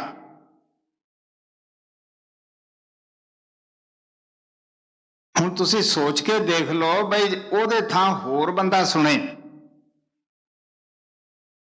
ਹੁਣ ਜੇ ਜ਼ਿੰਦਗੀ ਦੇ ਵਿੱਚ ਉਹਨੇ ਖੁਦ ਹੀ ਸੁਣੀ ਹੁੰਦੀ, ਸੁਣੀ ਦਾ ਮਤਲਬ ਕਿ ਉਸ ਦੇ ਉੱਤੇ ਅਮਲ ਕੀਤਾ ਹੁੰਦਾ, ਤਾਂ ਉਸ ਵੇਲੇ ਕੀ ਹੈ, ਆਵੇ ਅੰਤ ਨਾ ਭੱਜਿਆ ਜਾਈ। ਉਹ ਅੰਤ ਵੇਲੇ ਤਾਂ ਜ਼ਬਾਨ ਗੂੰਗੀ ਹੋ ਜਾਂਦੀ ਹੈ, ਬੰਦਾ ਵਾਹਿਗੁਰੂ ਮੂੰਹ ਚੋਂ ਨਿਕਲ ਸਕਦਾ ਗਾ। ਸੋ ਇਸ ਵਾਸਤੇ ਆਪ ਪਿਆਰ ਨਾਲ ਕਹਿੰਦੇ ਆ, ਗੁਰ ਰਾਖੇ ਸੇ ਉਬਰੇ ਹੋਰ ਫਾਥੇ ਚੋਗੇ। ਗੁਰੂ ਰਾਖੇ, ਜਿਨ੍ਹਾਂ ਨੂੰ ਗੁਰੂ ਮਿਲ ਜਾਂਦਾ ਹੈ। ਹੁਣ ਜਿੰਦੇ ਜੀ ਤਾਂ ਅਸੀਂ ਬਹੁਤ ਸਾਰੇ ਕੌਮਾਂ ਕਹਿੰਦੀਆਂ ਸਾਨੂੰ ਗੁਰੂ ਦੀ ਲੋੜ ਹੀ ਨਹੀਂ, ਅਸੀਂ ਕਿਉਂ ਗੁਰੂ ਕੋਲੇ ਜਾਣਾ ਹੈ, ਉਹਨਾਂ ਤਾਂ ਅਸੀਂ ਖੁਦ ਹੀ ਜਾਣਦੇ ਹਾਂ। ਨਹੀਂ ਪਿਆਰਿਓ, ਗੁਰੂ ਨਾਨਕ ਕਹਿੰਦੇ ਪਾਤ ਪਵਨ ਦੇ ਡਿਠ ਮੈਂ ਸਤਿਗੁਰ ਬੇੜੇ ਚਾੜ। ਸੰਤ ਖੁੱਲਮ ਖੁੱਲਾ ਆ ਕੇ ਐਲਾਨ ਕਰਦੇ ਹੈ, ਅਕਵਾਲ ਕਰਦੇ ਹੈ ਕਿ ਅਸੀਂ ਆਪਣੇ ਗੁਰੂ ਨੂੰ ਅੱਖਾਂ ਨਾਲ ਦੇਖਿਆ, ਸ਼ਬਦ ਦੇ ਬੇੜੇ ਤੇ ਚੜਾ ਕੇ ਪਾਰ ਕਰਦੇ ਨੂੰ। ਉਹ ਕਿਹੜਾ ਲੁਕੋ ਰੱਖਦੇ ਹੈ। ਸੋ ਇਸ ਵਾਸਤੇ ਆ ਪਿਆਰ ਨਾਲ ਕਹਿੰਦੇ ਹੈ, ਗੁਰ ਰਾਖੇ ਸੇ ਉਬਰੇ। ਗੁਰ ਰਾਖੇ, ਜਿਨ੍ਹਾਂ ਪੰਛੀਆਂ ਨੂੰ ਗੁਰੂ ਨਾਮ ਨਾਲ ਜੋੜ ਦਿੰਦਾ ਹੈ, ਉਹ ਸੰਸਾਰੀ ਚੋਗੇ ਵਿੱਚ ਨਹੀਂ ਲੱਗਦੇ ਗਏ। ਤੁਸੀਂ ਦੇਖ ਲਓ ਸਤਸੰਗ ਕਿਸ ਚੀਜ਼ ਦੀ ਦੁਆ ਆਵੇ। ਆਪਾਂ ਸਤਸੰਗ ਦੇ ਵਿੱਚ ਆਉਨੇ ਹਾਂ, ਸੁਣ ਕੇ ਕਮ ਸੇ ਕਮ ਤੁਸੀਂ ਦੇਖ ਲਓ ਮੇਰੇ ਕੋਲੇ ਖੜ ਕੇ ਕਿਸ ਤਰ੍ਹਾਂ ਦੇ ਸਾਡੇ ਚਿਹਰੇ ਹੋ ਜਾਂਦੇ ਹੈ। ਕੋਈ ਅੱਖਾਂ ਭਰਦਾ ਹੈ, ਕੋਈ ਸਿਰ ਮਾਰਦਾ ਹੈ ਕਿ ਮੈਂ ਕਿਉਂ ਜ਼ਿੰਦਗੀ ਖਰਾਬ ਕਰ ਲਈ ਹੈ। ਜਿਹੜਾ ਸਿਰ ਮਾਰਦਾ ਹੈ, ਅੱਖ ਭਰਦਾ ਹੈ, ਪਿਆਰੇ ਉਹ ਛੱਡੇਗਾ ਵੀ ਐਬ। ਜਦੋਂ ਅਸੀਂ ਗੁਨਾਹ ਮੰਨ ਲਈਏ ਤਾਂ ਫਿਰ ਛੱਡ ਵੀ ਦਿੰਦੇ ਹੁੰਦੇ ਆ। ਤੋ ਸਤਸੰਗ ਦੇ ਵਿੱਚ ਹੀ ਆ ਕੇ ਸ਼ਰਾਬੀ ਸ਼ਰਾਬ ਛੱਡਦਾ ਹੈ, ਐਡੀ ਐਬ ਛੱਡਦਾ ਹੈ, ਚੋਰ ਚੋਰੀ ਛੱਡ ਜਾਂਦਾ ਹੈ। ਸੋ ਇਸ ਵਾਸਤੇ ਮਹਾਤਮਾ ਆਪਦਾ ਸਤਸੰਗ ਜਾਰੀ ਕਰਦੇ ਹੈ। ਗੁਰ ਰਾਖੇ ਸੇ ਉਬਰੇ, ਕਿਵੇਂ ਉਹ ਕਰਦਾ ਹੈ? ਕੁਛ ਤਾਂ ਪਾਪ ਉਹ ਸਤਸੰਗ ਦੇ ਜ਼ਰੀਏ ਛਡਾਉਂਦਾ ਹੈ, ਕੁਛ ਸਾਨੂੰ ਉਹ ਦੱਸਦਾ ਹੈ ਕਿ ਬੇਟਾ ਇਹਨਾਂ ਦਾ ਬੜਾ ਖਤਰਨਾਕ ਤੁਹਾਨੂੰ ਇਵਜ਼ਾਨਾ ਮਿਲੇਗਾ। ਕੁਛ ਉਹ ਆਪਣੀ ਦਇਆ ਦੇ ਨਾਲ ਉਹ ਮਾਫ ਕਰਦਾ ਹੈ। ਪਿਛਲੇ ਔਗਣ ਬਖਸ਼ ਲੈ ਪ੍ਰਭ ਅੱਗੇ ਮਾਰਗ ਪਾਵੈ। ਜਿਹਦੇ ਨਾਮ ਦਿੰਦਾ ਹੈ, ਜੋ ਸਾਡਾ ਸੰਚਿਤ ਖਜ਼ਾਨਾ ਹੈ, ਉਹ ਉਸ ਨੂੰ ਤਾਂ ਸਮਾਪਤ ਕਰ ਦਿੰਦਾ ਹੈ। ਰਹਿ ਗਈ ਪਰਾਲਬਤ, ਉਹ ਕਹਿੰਦਾ ਦੇਖ ਪਿਆਰਿਆ, ਇਹਨੂੰ ਭੋਗ, ਇਹਨੂੰ ਭੋਗਣ ਲੱਗਿਆ, ਚੂੰ ਚਰਾ ਨਾ ਕਰ। ਪਰ ਉਹਦੇ ਵਿੱਚ ਵੀ ਜੇ ਆਪਾਂ ਨਾਮ ਜਪਦੇ ਹਾਂ, ਗੁਰੂ ਜ਼ਰੂਰ ਦਇਆ ਕਰਦਾ ਹੈ ਜੀ। ਗੁਰ ਰਾਖੇ ਸੇ ਉਬਰੇ ਹੋਰ ਫਾਥੇ ਚੋਗੇ ਸਾਥ। ਬਿਨ ਨਾਵੇਂ ਚੁਣ ਸੋਟੀਏ ਕੋਏ ਨਾ ਸੰਗੀ ਸਾਥ। ਅਸੀਂ ਤਾਂ ਕਹਿੰਦੇ ਆ ਕਿ ਕਿਹੜਾ ਕਿਸੇ ਨੇ ਜਾ ਕੇ ਦੇਖਿਆ ਹੈ ਕੀ ਹੁੰਦਾ ਹੈ, ਲੇਕਿਨ ਸੰਤ ਕਹਿੰਦੇ ਨਹੀਂ ਪਿਆਰਿਓ, ਅਸੀਂ ਸਿਨੇਮੇ ਦੀ ਸਕਰੀਨ ਦੀ ਤਰ੍ਹਾਂ ਖੁਦ ਹੀ ਦੇਖਣਾ ਹੈ। ਉਦੋਂ ਅਸੀਂ ਪਾਪ ਵੀ ਦੇਖਣੇ ਆ, ਪੁੰਨ ਵੀ ਦੇਖਣੇ ਆ, ਨਾਮ ਦਾ ਪ੍ਰਵਾਨਾ ਦਾ ਵੀ ਦੇਖਣਾ ਕੀ ਫਲ ਮਿਲਦਾ ਹੈ। ਸੋ ਆ ਪਿਆਰ ਨਾਲ ਕਹਿੰਦੇ ਹੈ, ਬਿਨ ਨਾਵੇਂ ਚੁਣ ਸੁੱਟੀ ਹੈ ਕੋਈ ਅੱਗੇ ਕੀ ਹੁੰਦਾ ਹੈ?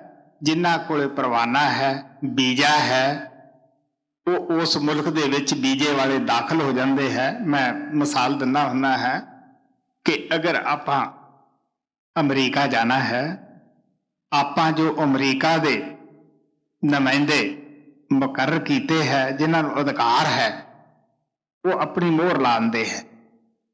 ਜਦੋਂ ਆਪਾਂ ਅਮਰੀਕਾ ਵਿੱਚ ਜਾਵਾਂਗੇ, ਆਪਾਂ ਨੂੰ ਕੋਈ ਨਹੀਂ ਪੁੱਛੇਗਾ, ਉੱਥੇ ਆਪਾਂ ਦਾਖਲ ਹੋ ਜਾਵਾਂਗੇ। ਜੇ ਉੱਥੇ ਆਪਣਾ ਕੋਈ ਸਿਆਣੂ ਹੈ, ਭੈਣ ਭਰਾ ਬੈਠਾ ਹੈ, ਉਹ ਆਪਾਂ ਨੂੰ ਲੈਣ ਵਾਸਤੇ ਅੱਗੇ ਖੜਾ ਹੋਏਗਾ ਕਾਰ ਲੈ ਕੇ। ਅਬਲ ਵਿੱਚ ਤਾਂ ਜਹਾਜ਼ 'ਚ ਹੀ ਅਨਾਉਂਸਮੈਂਟ ਹੋ ਜਾਂਦੀ ਹੈ ਵੀ ਫਲਾਣੇ ਆਦਮੀ ਇੱਥੇ ਹੀ ਬੈਠੇ ਰਹਿਣ, ਉਹ ਜਹਾਜ਼ 'ਚ ਹੀ ਆ ਕੇ ਲੈ ਲੈਂਦੇ ਹੈ।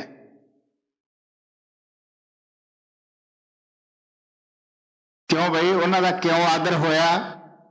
ਉਹਨਾਂ ਕੋਲ ਉੱਥੋਂ ਦਾ ਵੀਜ਼ਾ ਮਿਲਿਆ ਹੋਇਆ ਹੈ। ਕਿਹਨਾਂ ਨੇ ਦਿੱਤਾ? ਜਿਨ੍ਹਾਂ ਨੂੰ ਉੱਥੇ ਅਧਿਕਾਰ ਸੀਗਾ, ਉਸ ਮੁਲਕ ਦੇ ਨੁਮਾਇੰਦੇ ਹੈ। ਇਸੇ ਤਰ੍ਹਾਂ ਪਰਮਾਤਮਾ ਜਿਨ੍ਹਾਂ ਨੂੰ ਆਪਣਾ ਅਧਿਕਾਰ ਦਿੰਦਾ ਹੈ ਕਿ ਵੀ ਤੁਸੀਂ ਜਾ ਕੇ ਜੀਵਾਂ ਨੂੰ ਵੀਜ਼ਾ ਦਿਓ, ਆ ਨਾਮ ਦੀ ਮੋਹਰ ਲਾਓ,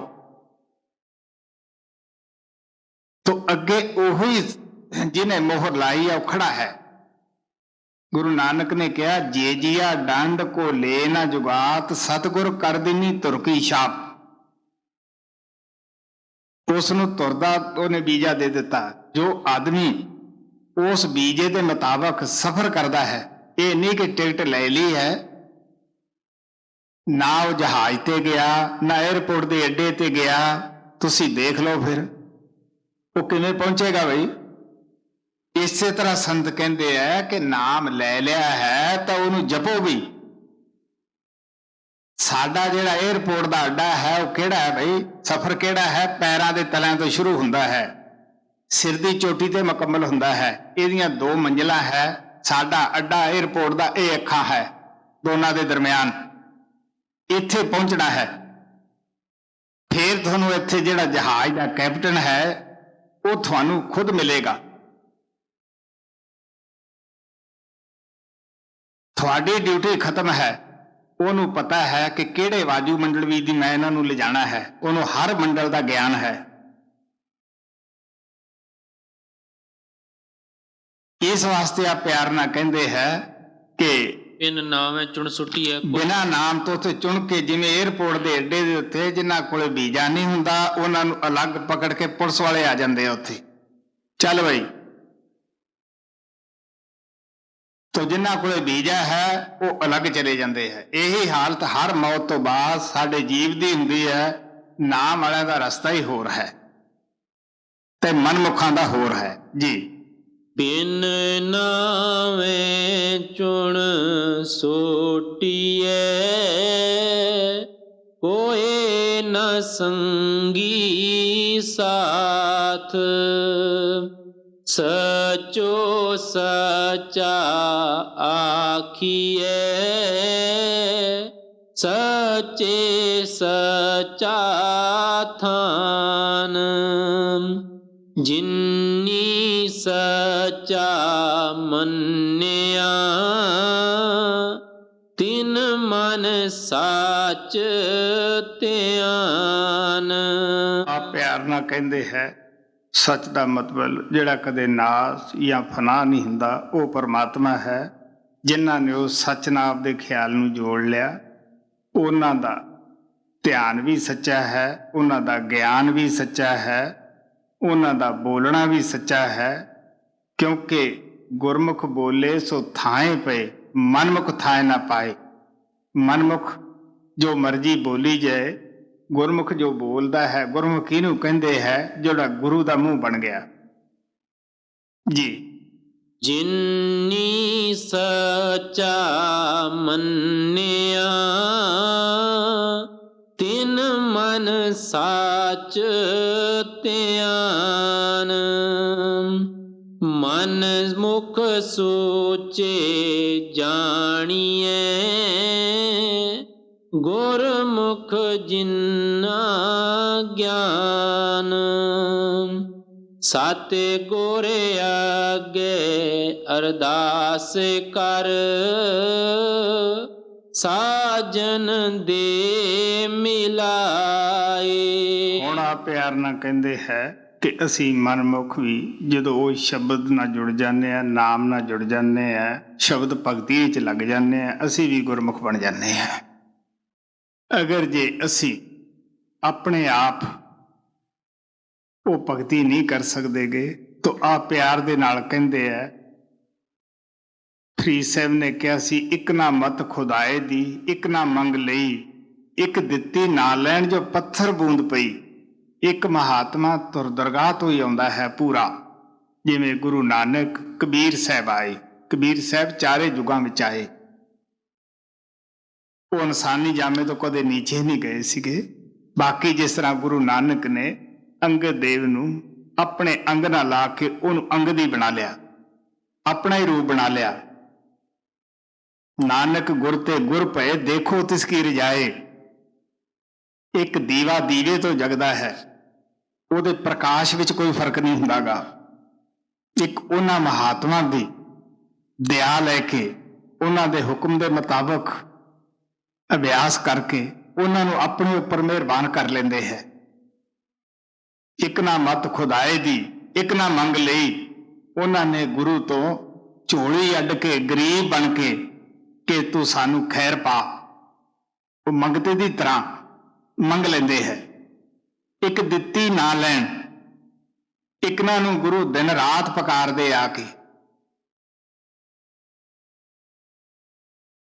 ਇੱਕ ਦਿੱਤੀ ਨਾ ਲੈਣ, ਉਹ ਉਸੇ ਪਾਸੇ ਫੇਰ ਲੱਗੇ ਹੈ। ਉਹ ਫੇਰ ਚੋਟਾਂ ਖਾਂਦੇ ਹੈ, ਫਿਰ ਉਹਦੇ ਲੱਗ ਜਾਂਦੇ ਹੈ।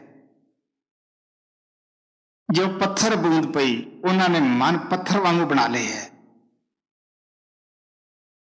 ਪਰ ਫਿਰ ਵੀ ਮਹਾਰਾਜ ਸਾਵਣ ਸਿੰਘ ਕਹਿੰਦੇ ਹੁੰਦੇ ਸੀ, ਜਿਹੜਾ ਪੱਥਰ ਪਾਣੀ ਦੇ ਵਿੱਚ ਪਿਆ ਹੈ, ਕਮ ਸੇ ਕਮ ਉਹ ਤਪਸ਼ ਤੋਂ ਤਾਂ ਬਚਿਆ ਹੋਇਆ ਹੈ। ਅਗਰ ਅਸੀਂ ਫਿਰ ਵੀ ਮਹਾਤਮਾ ਦੀ ਸੰਗਤ ਦੇ ਵਿੱਚ, ਸੋਭਤ ਦੇ ਵਿੱਚ ਜਾਂਦੇ ਹਾਂ, ਤਾਂ ਪਿਆਰਿਓ ਸਾਨੂੰ ਵੀ ਠੰਡਕ ਤਾਂ ਮਿਲਦੀ ਹੈ।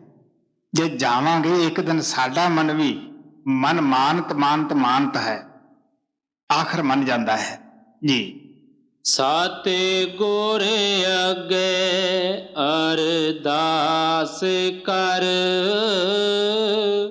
ਸਾਜਨ ਦੇ ਮਿਲਾਏ। ਸਾਜਨ ਮਿਲੀਏ ਸੁਖ ਪਾਇਆ, ਜਮਦੂਤ ਮੂਏ ਬਿਖ ਖਾਏ। ਕਬੀਰ ਸਾਹਿਬ ਨੇ ਵੀ ਕਿਹਾ ਕਿ ਮੈਂ ਭੁਜਾਂ ਉੱਪਰ ਬਾਹਾਂ ਕਰਕੇ ਆਪਣੇ ਗੁਰੂ ਅੱਗੇ ਪੁਕਾਰਿਆ, ਉਸ ਨੇ ਮੇਰੀ ਬਾਂਹ ਪਕੜੀ। ਪਿਆਰਿਓ, ਕੌਣ ਪੁਕਾਰਦੇ ਆ? ਸੱਚ ਪੁੱਛੋ ਤਾਂ ਜਿਹੜੇ ਸੱਚੇ ਹੁੰਦੇ ਹੈ, ਅੰਦਰ ਜਾ ਕੇ ਸੱਚੀ ਪੁਕਾਰ ਹੁੰਦੀ ਹੈ। ਅਸੀਂ ਆਮ ਤੌਰ ਦੇ ਉੱਤੇ ਕੀ ਕਰਦੇ ਹੁੰਦੇ ਹੈ, ਮੈਂ ਕਹਾਣੀ ਸੁਣਾਉਣਾ ਹੁੰਦਾ ਹੈ ਕਿ ਇੱਕ ਮਾਲਕ ਦੇ ਦੋ ਨੌਕਰ ਸਨ। ਇੱਕ ਦਾ ਤਾਂ ਇਹ ਕੰਮ ਸੀਗਾ ਕਿ ਜਦ ਮਾਲਕ ਨੇ ਘਰ ਵਿੱਚ ਆਉਣਾ, ਉਹਨੇ ਅੱਗੇ ਪਿੱਛੇ ਖੂਬ ਭਜਣਾ, ਭਈ ਇਹ ਕਹੇ ਵੀ ਇਹ ਬੜਾ ਅੱਛਾ ਹੈ। ਜਦ ਮਾਲਕ ਨੇ ਚਲੇ ਜਾਣਾ ਤੇ ਉਸਨੇ ਬਿਲਕੁਲ ਕੋਈ ਕੰਮ ਨਹੀਂ ਕਰਨਾ। ਜਿਹੜਾ ਦੂਸਰਾ ਸੀ ਉਹਦੇ ਉਲਟ ਸੀਗਾ, ਮਾਲਕ ਪਾਸ ਹੋਵੇ ਜਾਂ ਨਾ ਹੋਵੇ, ਉਹਨੇ ਕੰਮ ਕਰਨਾ ਹੀ ਕਰਨਾ ਹੈ। ਹੁਣ ਮਾਲਕ ਨੂੰ ਪਤਾ ਤਾਂ ਹੁੰਦਾ ਹੀ ਹੈ ਵੀ ਕੰਮ ਕੌਣ ਕਰਦਾ ਹੈ, ਉਹ ਚਤਰ ਦਾ ਵੀ ਪਤਾ ਹੀ ਹੁੰਦਾ ਹੈ। ਖੁਦ ਸੋਚ ਕੇ ਦੇਖ ਲਓ ਕਿ ਮਾਲਕ ਕਿਸ ਨੂੰ ਇਨਾਮ ਦੇਵੇਗਾ ਬਈ, ਜਿਹੜਾ ਉਹਦਾ ਆਗਿਆਕਾਰ ਹੈ, ਜਿਹੜਾ ਕੰਮ ਕਰਦਾ ਹੈ। ਇਹੀ ਹਾਲਤ ਸਾਡੀ ਹੈ। ਬਹੁਤ ਸਾਰੇ ਪ੍ਰੇਮੀ ਕੀ ਕਰਦੇ ਹੈ ਕਿ ਭੱਜ ਕੇ ਸਤਿਗੁਰੂ ਦੇ ਅੱਗੇ ਹੁੰਦੇ ਹੈ। ਮੈਂ ਅਮਰੀਕਾ 'ਚ ਵੀ ਹਰ ਥਾਂ ਇਹੀ ਅਨਾਉਂਸਮੈਂਟ ਕਰਾ ਦੇਣਾ ਹੁੰਦਾ ਪ੍ਰੇਮੀਆਂ ਤੋਂ ਵੀ ਕੋਈ ਭੱਜ ਕੇ ਨਾ ਆਵੇ ਅੱਗੇ। ਪਿੱਛੇ ਹਰੇਕ ਨੂੰ ਤਕਲੀਫ ਹੁੰਦੀ ਹੈ। ਬਹੁਤ ਬੰਦਿਆਂ ਦੀ ਆਦਤ ਹੈ ਕਿ ਭੱਜ ਕੇ ਅੱਗੇ ਜਾਣਾ ਹੈ। ਇੱਥੋਂ ਜੇ ਅਗਲੇ ਪਾਸੇ ਹੁੰਦੇ ਆ ਤਾਂ ਉਹ ਅੱਗੇ, ਉੱਥੋਂ ਭੱਜ ਕੇ ਅੱਗੇ ਫੇਰ ਹੋ ਜਾਂਦੇ ਹੈ। ਮਾਨ ਵਡਿਆਈ ਤਾਂ ਸਾਨੂੰ ਇੱਥੋਂ ਤੱਕ ਹੈ ਕਿ ਕਈ ਪ੍ਰੇਮੀ ਭਜਨ ਨਹੀਂ ਬੋਲਦੇਗੇ ਕਿ ਬਾਬਾ ਜੀ ਆਉਣਗੇ ਤਾਂ ਬੋਲਾਂਗੇ, ਤਾਂ ਉਹ ਕਹਿਣਗੇ ਵੀ ਬੜੇ ਅੱਛੇ ਪ੍ਰੇਮੀ ਹੈ। ਹੁਣ ਤੁਸੀਂ ਖੁਦ ਸੋਚ ਕੇ ਦੇਖ ਲਓ ਵੀ ਜਦ ਸਾਡੇ ਵਿੱਚ ਇਤਨੀ ਅਭਿਲਾਸ਼ਾ ਹੈ ਮਾਨ ਵਡਿਆਈ ਦੀ, ਕੀ ਅਸੀਂ ਪੁਕਾਰ ਕਰਾਂਗੇ? ਕੀ ਸਾਡਾ ਮਨ ਪੁਕਾਰ ਕਰਨ ਦੇਊਗਾ? ਨਹੀਂ ਪਿਆਰਿਓ, ਪੁਕਾਰ ਕਿਹੜਾ ਕਰਦਾ ਹੈ? ਜਿਹੜਾ ਅੰਦਰ ਜਾਂਦਾ ਹੈ, ਉਹ ਸੱਚੇ ਦਿਲੋਂ ਪੁਕਾਰ ਕਰਦਾ ਹੈ। ਉਹਨੂੰ ਪਤਾ ਹੈ ਕਿ ਮੇਰਾ ਜਿਹੜਾ ਗੁਰੂ ਆ ਉਹ ਇੱਥੇ ਨਹੀਂ ਦੇਖਦਾ। ਮੈਂ ਕਹਿੰਦਾ ਹੁੰਦਾ ਕਿ ਜੇ ਤੁਹਾਡਾ ਗੁਰੂ ਸਿਰਫ ਉੱਥੇ ਹੀ ਵੇਖਦਾ ਹੈ, ਤੁਹਾਨੂੰ ਤਾਰੂਗਾ ਕੀ ਹੋ ਬਈ? ਤੋ ਸੰਤਾਂ ਦੇ ਸੇਵਕ ਤਾਂ ਸੱਤ ਸਮੁੰਦਰੋਂ ਪਾਰ ਵੀ ਹੈ, ਅਮਰੀਕਾ ਹੈ, ਅਫਰੀਕਾ ਹੈ, ਕਿਹੜਾ ਮੁਲਕ ਹੈ ਵੀ ਜਿੱਥੇ ਉਹਨਾਂ ਦੇ ਸੇਵਕ ਨਹੀਂ? ਉੱਥੇ ਫਿਰ ਜਿਹੜੇ ਉਹ ਲੋਕ ਅਗਵਾਹੀ ਭਰਦੇ ਹੈ ਕਿ ਸਾਡੇ ਨਾਲ ਬਾਤ ਹੋਈ ਜਾਂ ਸਾਡੀ ਆ ਕੇ ਸੰਭਾਲ ਕੀਤੀ, ਮੌਤ ਦੇ ਵਕਤ ਖੁਦ ਸੋਚ ਕੇ ਦੇਖੋ। ਸਾਡੇ ਸਤਿਗੁਰੂ ਮਹਾਰਾਜ ਸਾਵਣ ਕਿਰਪਾਲ ਅਸੀਂ ਕਹਿ ਦਿੰਦੇ ਹਾਂ ਕਿ ਸੰਸਾਰ ਛੱਡ ਗਏ ਹੈ। ਮੇਰੇ ਪਾਸ ਅਨੇਕਾਂ ਆਦਮੀ ਆ ਕੇ ਖੜੇ ਹੋ ਕੇ ਕਹਿੰਦੇ ਆ ਕਿ ਤੇਰੇ ਗੁਰੂਆਂ ਨੇ ਸਾਡੇ ਬਜ਼ੁਰਗ ਦੀ ਜਾਂ ਸਾਡੇ ਬੱਚੇ ਦੀ ਐਕਸੀਡੈਂਟ ਦੇ ਵਿੱਚ ਸੰਭਾਲ ਕੀਤੀ। ਉਹ ਦੇਖ ਕੇ ਕਹਿੰਦੇ ਆ, ਸੁਣਿਆ ਸੁਣਾਇਆ ਨਹੀਂ ਕਹਿੰਦੇ ਕਿ ਤੁਸੀਂ ਦੇਖੋ ਜਵਾਨ ਬੱਚਾ ਕਿਸੇ ਦਾ ਗੁਜ਼ਰਿਆ ਹੋਵੇ, ਉਹ ਫੇਰ ਵੀ ਖੁਸ਼ ਹੋ ਕੇ ਕਹੇ ਕਿ ਮੈਨੂੰ ਇਹ ਤਾਂ ਖੁਸ਼ੀ ਹੈ ਮੇਰੇ ਬੱਚੇ ਦੀ ਸੰਭਾਲ ਹੋਈ ਹੈ।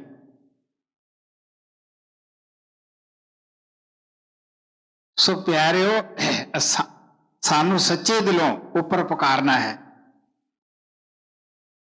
ਜੇ ਆਪ ਕੁਛ ਨਹੀਂ ਕਰ ਸਕਦੇ, ਗੁਰੂ ਨਾਨਕ ਕਹਿੰਦੇ ਉਹਦੇ ਅੱਗੇ ਅਰਦਾਸ ਕਰੋ ਕਿ ਸਾਜਣ ਦੇ ਮਿਲਾਏ ਕਿ ਮੈਨੂੰ ਤੂੰ ਉਸ ਮਾਲਕ ਨਾਲ, ਤੂੰ ਆਪ ਦਾ ਜਿਹੜਾ ਸ਼ਬਦ ਸਰੂਪ ਹੈ ਉਹਦੇ ਨਾਲ ਮਿਲਾ।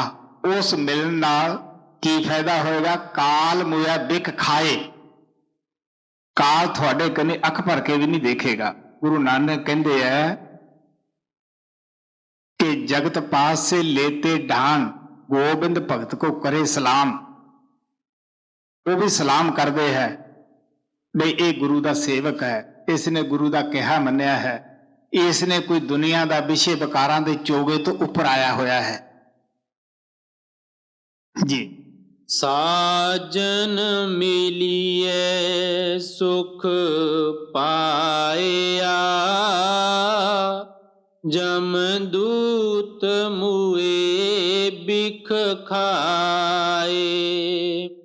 ਨਾਵੇਂ ਅੰਦਰ ਹੋ ਵਸਾਂ, ਨਾਉ ਵਸੈ ਮਨ ਆਏ। ਬਾਜ ਗੁਰੂ ਗੁਬਾਰ ਹੈ,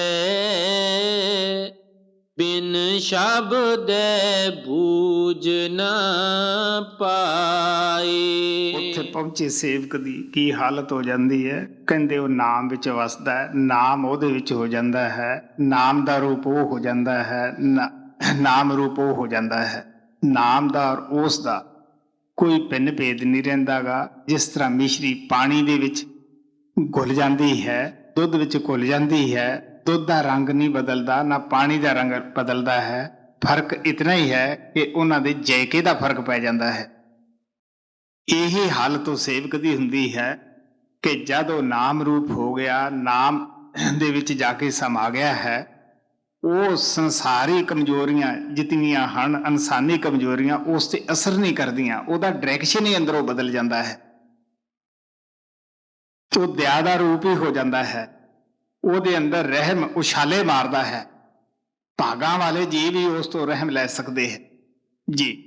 ਬਾਜ ਗੁਰੂ ਗੋਬਾਰ ਹੈ, ਬਿਨ ਸ਼ਬਦੈ ਬੂਝ ਨਾ ਪਾਏ। ਗੁਰਮਤੀ ਪਰ ਗਾਸੋਏ, ਸਾਚ ਰਹਿ ਲਿਵ ਲਾਏ। ਤਿੱਥੈ ਕਾਲ ਨਾ ਸੰਚਰੈ, ਜੋਤੀ ਜੋਤ ਸਮਾਏ। ਜਦੋਂ ਅਸੀਂ ਮਨ ਦੀ ਮੱਤ ਛੱਡ ਕੇ ਗੁਰੂ ਦੀ ਮੱਤ ਤੇ ਚੱਲਦੇ ਹਾਂ, ਗੁਰੂ ਸਾਨੂੰ ਉਸ ਜਗ੍ਹਾ ਲੈ ਜਾਂਦਾ ਹੈ ਜਿੱਥੇ ਕਾਲ ਦੀ ਪਹੁੰਚ ਨਹੀਂ। ਰਜੋ ਗੁਣ ਤਮੋ ਗੁਣ ਤੋਂ ਉੱਪਰ ਲੈ ਜਾਂਦਾ ਹੈ, ਤਰਲੋਕੀ ਤੋਂ ਪਾਰ, ਜਿੱਥੇ ਕਾਲ ਦੀ ਹੱਦ ਨਹੀਂ ਗੀ, ਜਾ ਨਹੀਂ ਸਕਦਾਗਾ। ਇਸ ਵਾਸਤੇ ਆਪ ਮਹਾਰਾਜ ਸਾਵਨ ਸਿੰਘ ਕਹਾਣੀ ਸੁਣਾ ਕੇ ਕਹਿੰਦੇ ਹੁੰਦੇ ਸੀਗੇ ਕਿ ਕਿਸ ਤਰ੍ਹਾਂ ਇੱਕ ਮਹਾਤਮਾ ਨੇ ਜ਼ਿਮੀਂਦਾਰ ਤੋਂ ਕਰਜ਼ਾ ਲੈਣਾ ਸੀਗਾ। ਉਹ ਉਹਦੇ ਘਰੇ ਕਰਜ਼ਾ ਲੈਣ ਗਿਆ। ਜੋ ਟੱਕੀ ਵੱਛੀ ਸੀ ਉਸ ਦੀ ਸਾਰੀ ਉਸ ਨੇ ਕੁਰਕ ਕਰ ਲਈ, ਕੋਈ ਰਹਿਤ ਨਾ ਕੀਤੀ। ਜੱਟ ਨੇ ਵੀ ਇਹ ਸੋਚਿਆ ਕਿ ਮੈਂ ਇਸ ਦਾ ਬਿਸਤਰਾ ਛੱਡ ਕੇ ਨਹੀਂ ਆਊਂਗਾ ਸਟੇਸ਼ਨ ਦੇ ਉੱਤੇ, ਨਾ ਇਸ ਦਾ ਕੋਈ ਸਹਿਯੋਗ ਹੀ ਕਰਾਂ ਕਿ ਇਸ ਨੇ ਮੇਰੇ ਨਾਲ ਕੋਈ ਰਹਿਤ ਨਹੀਂ ਕੀਤੀ ਗਈ। ਹੁਣ ਸ਼ਾਹੂਕਾਰ ਬਾਜ਼ਾਰ ਦੇ ਵਿੱਚ ਹੋਕਾ ਦਿੰਦਾ ਸੀ ਵੀ ਕੋਈ ਮੇਰਾ ਬਿਸਤਰਾ ਹੈ ਬੋਝਾ ਚੱਕ ਕੇ ਸਟੇਸ਼ਨ ਤੇ ਮੰਡੀ ਤਾਂ ਪਹੁੰਚਾਇਆ। ਕੋਈ ਤਿਆਰ ਨਾ ਹੋਇਆ ਬਈ ਇਹ ਅੱਜ ਇਸ ਜੱਟ ਨਾਲ ਵਿਗੜਿਆ ਹੈ, ਕੱਲ ਨੂੰ ਸਾਡੇ ਨਾਲ ਵੀ ਇਹ ਵਿਵਹਾਰ ਕਰੇਗਾ। ਆਖਰ ਇੱਕ ਉੱਥੇ ਮਹਾਤਮਾ ਸੀ, ਉਹਨੂੰ ਰਹਿਮ ਆਇਆ। ਜਦ ਉਸ ਨੂੰ ਰਹਿਮ ਆਇਆ, ਉਹ ਕਹਿਣ ਲੱਗਿਆ ਵੀ ਮੈਂ ਤੇਰਾ ਬਿਸਤਰਾ ਛੱਡਿਆ ਹੋਣਾ ਹੈ। ਉਹ ਕਹਿੰਦਾ ਕੀ ਮਜ਼ਦੂਰੀ ਲਏਗਾ? ਉਹ ਕਹਿੰਦਾ ਵੀ ਮਜ਼ਦੂਰੀ ਇਹੀ ਹੈ, ਜਾਂ ਤਾਂ ਤੂੰ ਕਥਾ ਕਰੀ, ਮੈਂ ਹੂੰ ਕਰਦਾ ਜਾਊਂਗਾ, ਜਾਂ ਮੈਂ ਕਰੂੰਗਾ ਤੇ ਤੂੰ ਅੰਗੂਰਾ ਭਰਦਾ ਜਾਏ, ਹੂੰ ਕਰਦਾ ਜਾਏ। ਮਹਾਜਨ ਨੇ ਸੋਚਿਆ ਵੀ ਏਦੋਂ ਸਸਤਾ ਸੌਦਾ ਹੋਰ ਕਿਹੜਾ ਹੋ ਸਕਦਾ ਹੈ, ਆਪਾਂ ਹੂੰ ਕਰਦੇ ਜਾਂਦੇ ਹਾਂ। ਮਹਾਤਮਾ ਨੇ ਬਿਸਤਰਾ ਸਿਰ ਤੇ ਚੱਕਿਆ। ਉਹ ਲੱਗੇ ਗੱਲਾਂ ਕਰਨ ਕਿ ਬਈ ਤੂੰ ਘੱਟ ਤੋਲਦਾ ਹੈ, ਤੂੰ ਪਾਪ ਕਰਦਾ ਹੈ, ਤੂੰ ਡੂਢੇ ਸਵਾਏ ਲਾਉਣਾ ਹੈ, ਇਸ ਤਰ੍ਹਾਂ ਦਾ ਕਰਦਾ ਹੈ। ਇੱਥੇ ਗੰਗਾ ਨਗਰ ਇੱਕ ਮਹਾਰਾਜ ਦਾ ਨਾਮ ਲੈਵਾ ਸੀ, ਸਬਜ਼ੀ ਦਾ ਕੰਮ ਕਰਦਾ ਹੁੰਦਾ ਸੀਗਾ। ਉਹਦਾ ਅੰਤ ਸਮਾਂ ਜਦੋਂ ਆਇਆ ਤਾਂ ਉਹ ਆਖੇ ਬਾਬਾ ਅੰਦਰੋਂ ਮਾਰਦਾ ਕਿ ਤੂੰ ਸਬਜ਼ੀ 'ਚ ਪਾਣੀ ਪਾਉਂਦਾ ਸੀ, ਤੂੰ ਘੱਟ ਤੋਲਦਾ ਸੀ। ਉਹ ਕਹੇ ਕਿ ਮੈਨੂੰ ਉੱਥੇ 16 PS 'ਚ ਬਾਬੇ ਕੋਲੇ ਲੈ ਜਾਓ, ਸਾਡੇ ਮੋਹਰੀ ਰਾਮ ਪ੍ਰੇਮੀ ਅੱਛੇ ਹੈ। ਉਹ ਕਹਿਣ ਲੱਗਿਆ ਵੀ ਤੂੰ ਬਾਬੇ ਤੋਂ ਪੁੱਛ ਕੇ ਘੱਟ ਤੋਲਦਾ ਹੁੰਦਾ ਸੀਗਾ। ਖੈਰ ਉਹ ਇੱਥੇ ਮੇਰੇ ਕੋਲ ਲਿਆਏ, ਨਾ ਤਾਂ ਉਹ ਹੱਸਣ ਨਾ ਮੇਰੇ ਕੋਲ ਲਿਆਏ। ਮੈਨੂੰ ਕਹਿਣ ਲੱਗਿਆ ਜੀ ਮੈਨੂੰ ਅੰਦਰੋਂ ਬੜੀ ਮਾਰ ਪੈਂਦੀ ਹੈ। ਮੈਂ ਕਿਹਾ ਕੋਈ ਨਹੀਂ ਬਈ, ਤੂੰ ਅੰਦਰ ਧਿਆਨ ਕਰ, ਉਹ ਤਾਂ ਮਾਫੀ ਦਾ ਰਹਿਮਤ ਦਾ ਦਰਬਾਰ ਹੈ। ਆਖਰ ਉਹ ਬੰਦਾ ਬਚ ਗਿਆ। ਕੁਝ ਟਾਈਮ ਬਾਅਦ ਕੋਈ 10-12 ਸਾਲ ਪਿੱਛੋਂ ਜਿੰਦਾ ਰਿਹਾ, ਜਦੋਂ ਮੈਨੂੰ ਮਿਲਦਾ ਮੈਂ ਹੱਸਦਾ ਹੁੰਦਾ। ਮੈਂ ਕਿਹਾ ਦੱਸ ਵੀ ਹੁਣ ਤਾਂ ਨਹੀਂ ਪਾਣੀ ਪਾਉਂਦਾ ਸਬਜ਼ੀ 'ਚ, ਹੁਣ ਤਾਂ ਨਹੀਂ ਘੱਟ ਜੋੜਦਾ? ਉਹ ਕਹਿੰਦਾ ਬਸ ਜੀ ਹੁਣ ਬਸ ਕੰਨਾਂ ਨੂੰ ਹੱਥ ਲਾ ਲਿਆ, ਕੀ ਲੋੜ ਹੈ, ਅੱਖਾਂ ਨਾਲ ਦੇਖ ਲਿਆ। ਤਾਂ ਕਹਿਣ ਦਾ ਭਾਵ ਹੈ ਕਿ ਉਹ ਮਹਾਤਮਾ ਜਿਹੜਾ ਸੀ, ਉਹਦੀ ਕਥਾ ਇਹ ਸੀ ਕਿ ਤੂੰ ਇਹ ਐਬ ਕਰਦਾ ਹੈ, ਤੂੰ ਇਹ ਐਬ ਕਰਦਾ ਹੈ, ਇਸ ਐਬ ਦਾ ਇਹ ਤੈਨੂੰ ਕਸ਼ਟ ਮਿਲੇਗਾ। ਉਹ ਹੂੰ ਕਰਦਾ ਗਿਆ, ਕਿਉਂਕਿ ਆਪਾਂ ਕਿਸੇ ਗੱਲ ਦਾ ਅੰਗੂਰਾ ਕਰੀਏ ਤਾਂ ਉਹ ਛੱਡਣ ਵਾਸਤੇ ਹੀ ਹੁੰਦਾ ਹੈ। ਹਾਂ ਬਈ ਠੀਕ ਹੈ, ਮੇਰੇ 'ਚ ਗੁਨਾਹ ਹੈ, ਕਿਉਂ ਗੁਨਾਹ ਮੰਨਾਂਗੇ ਤਾਂ ਹਾਂ ਕਰਾਂਗੇ ਨਾ ਵੀ ਹਾਂ ਹੈਗੇ ਹੈ। ਅਖੀਰ ਮਹਾਤਮਾ ਨੇ ਤਵੱਜੋ ਦਿੱਤੀ ਆਪਦੀ। ਉਹ ਕਹਿਣ ਲੱਗੇ ਲੈ ਬਈ ਆ ਤੇਰਾ ਸ਼ਹਿਰ ਆ ਗਿਆ, ਆਪਦੀ ਗਠੜੀ ਸਾਂਭ। ਮਹਾਤਮਾ ਰਹਿਣ ਵਾਲਾ ਸੀਗਾ। ਉਹ ਕਹਿੰਦਾ ਵੀ ਇਹ ਕੀ ਜਾਣੇਗਾ ਵੀ ਮੈਂ ਕਿਸੇ ਮਹਾਤਮਾ ਦੀ ਸੰਗਤ ਕੀਤੀ ਸੀ।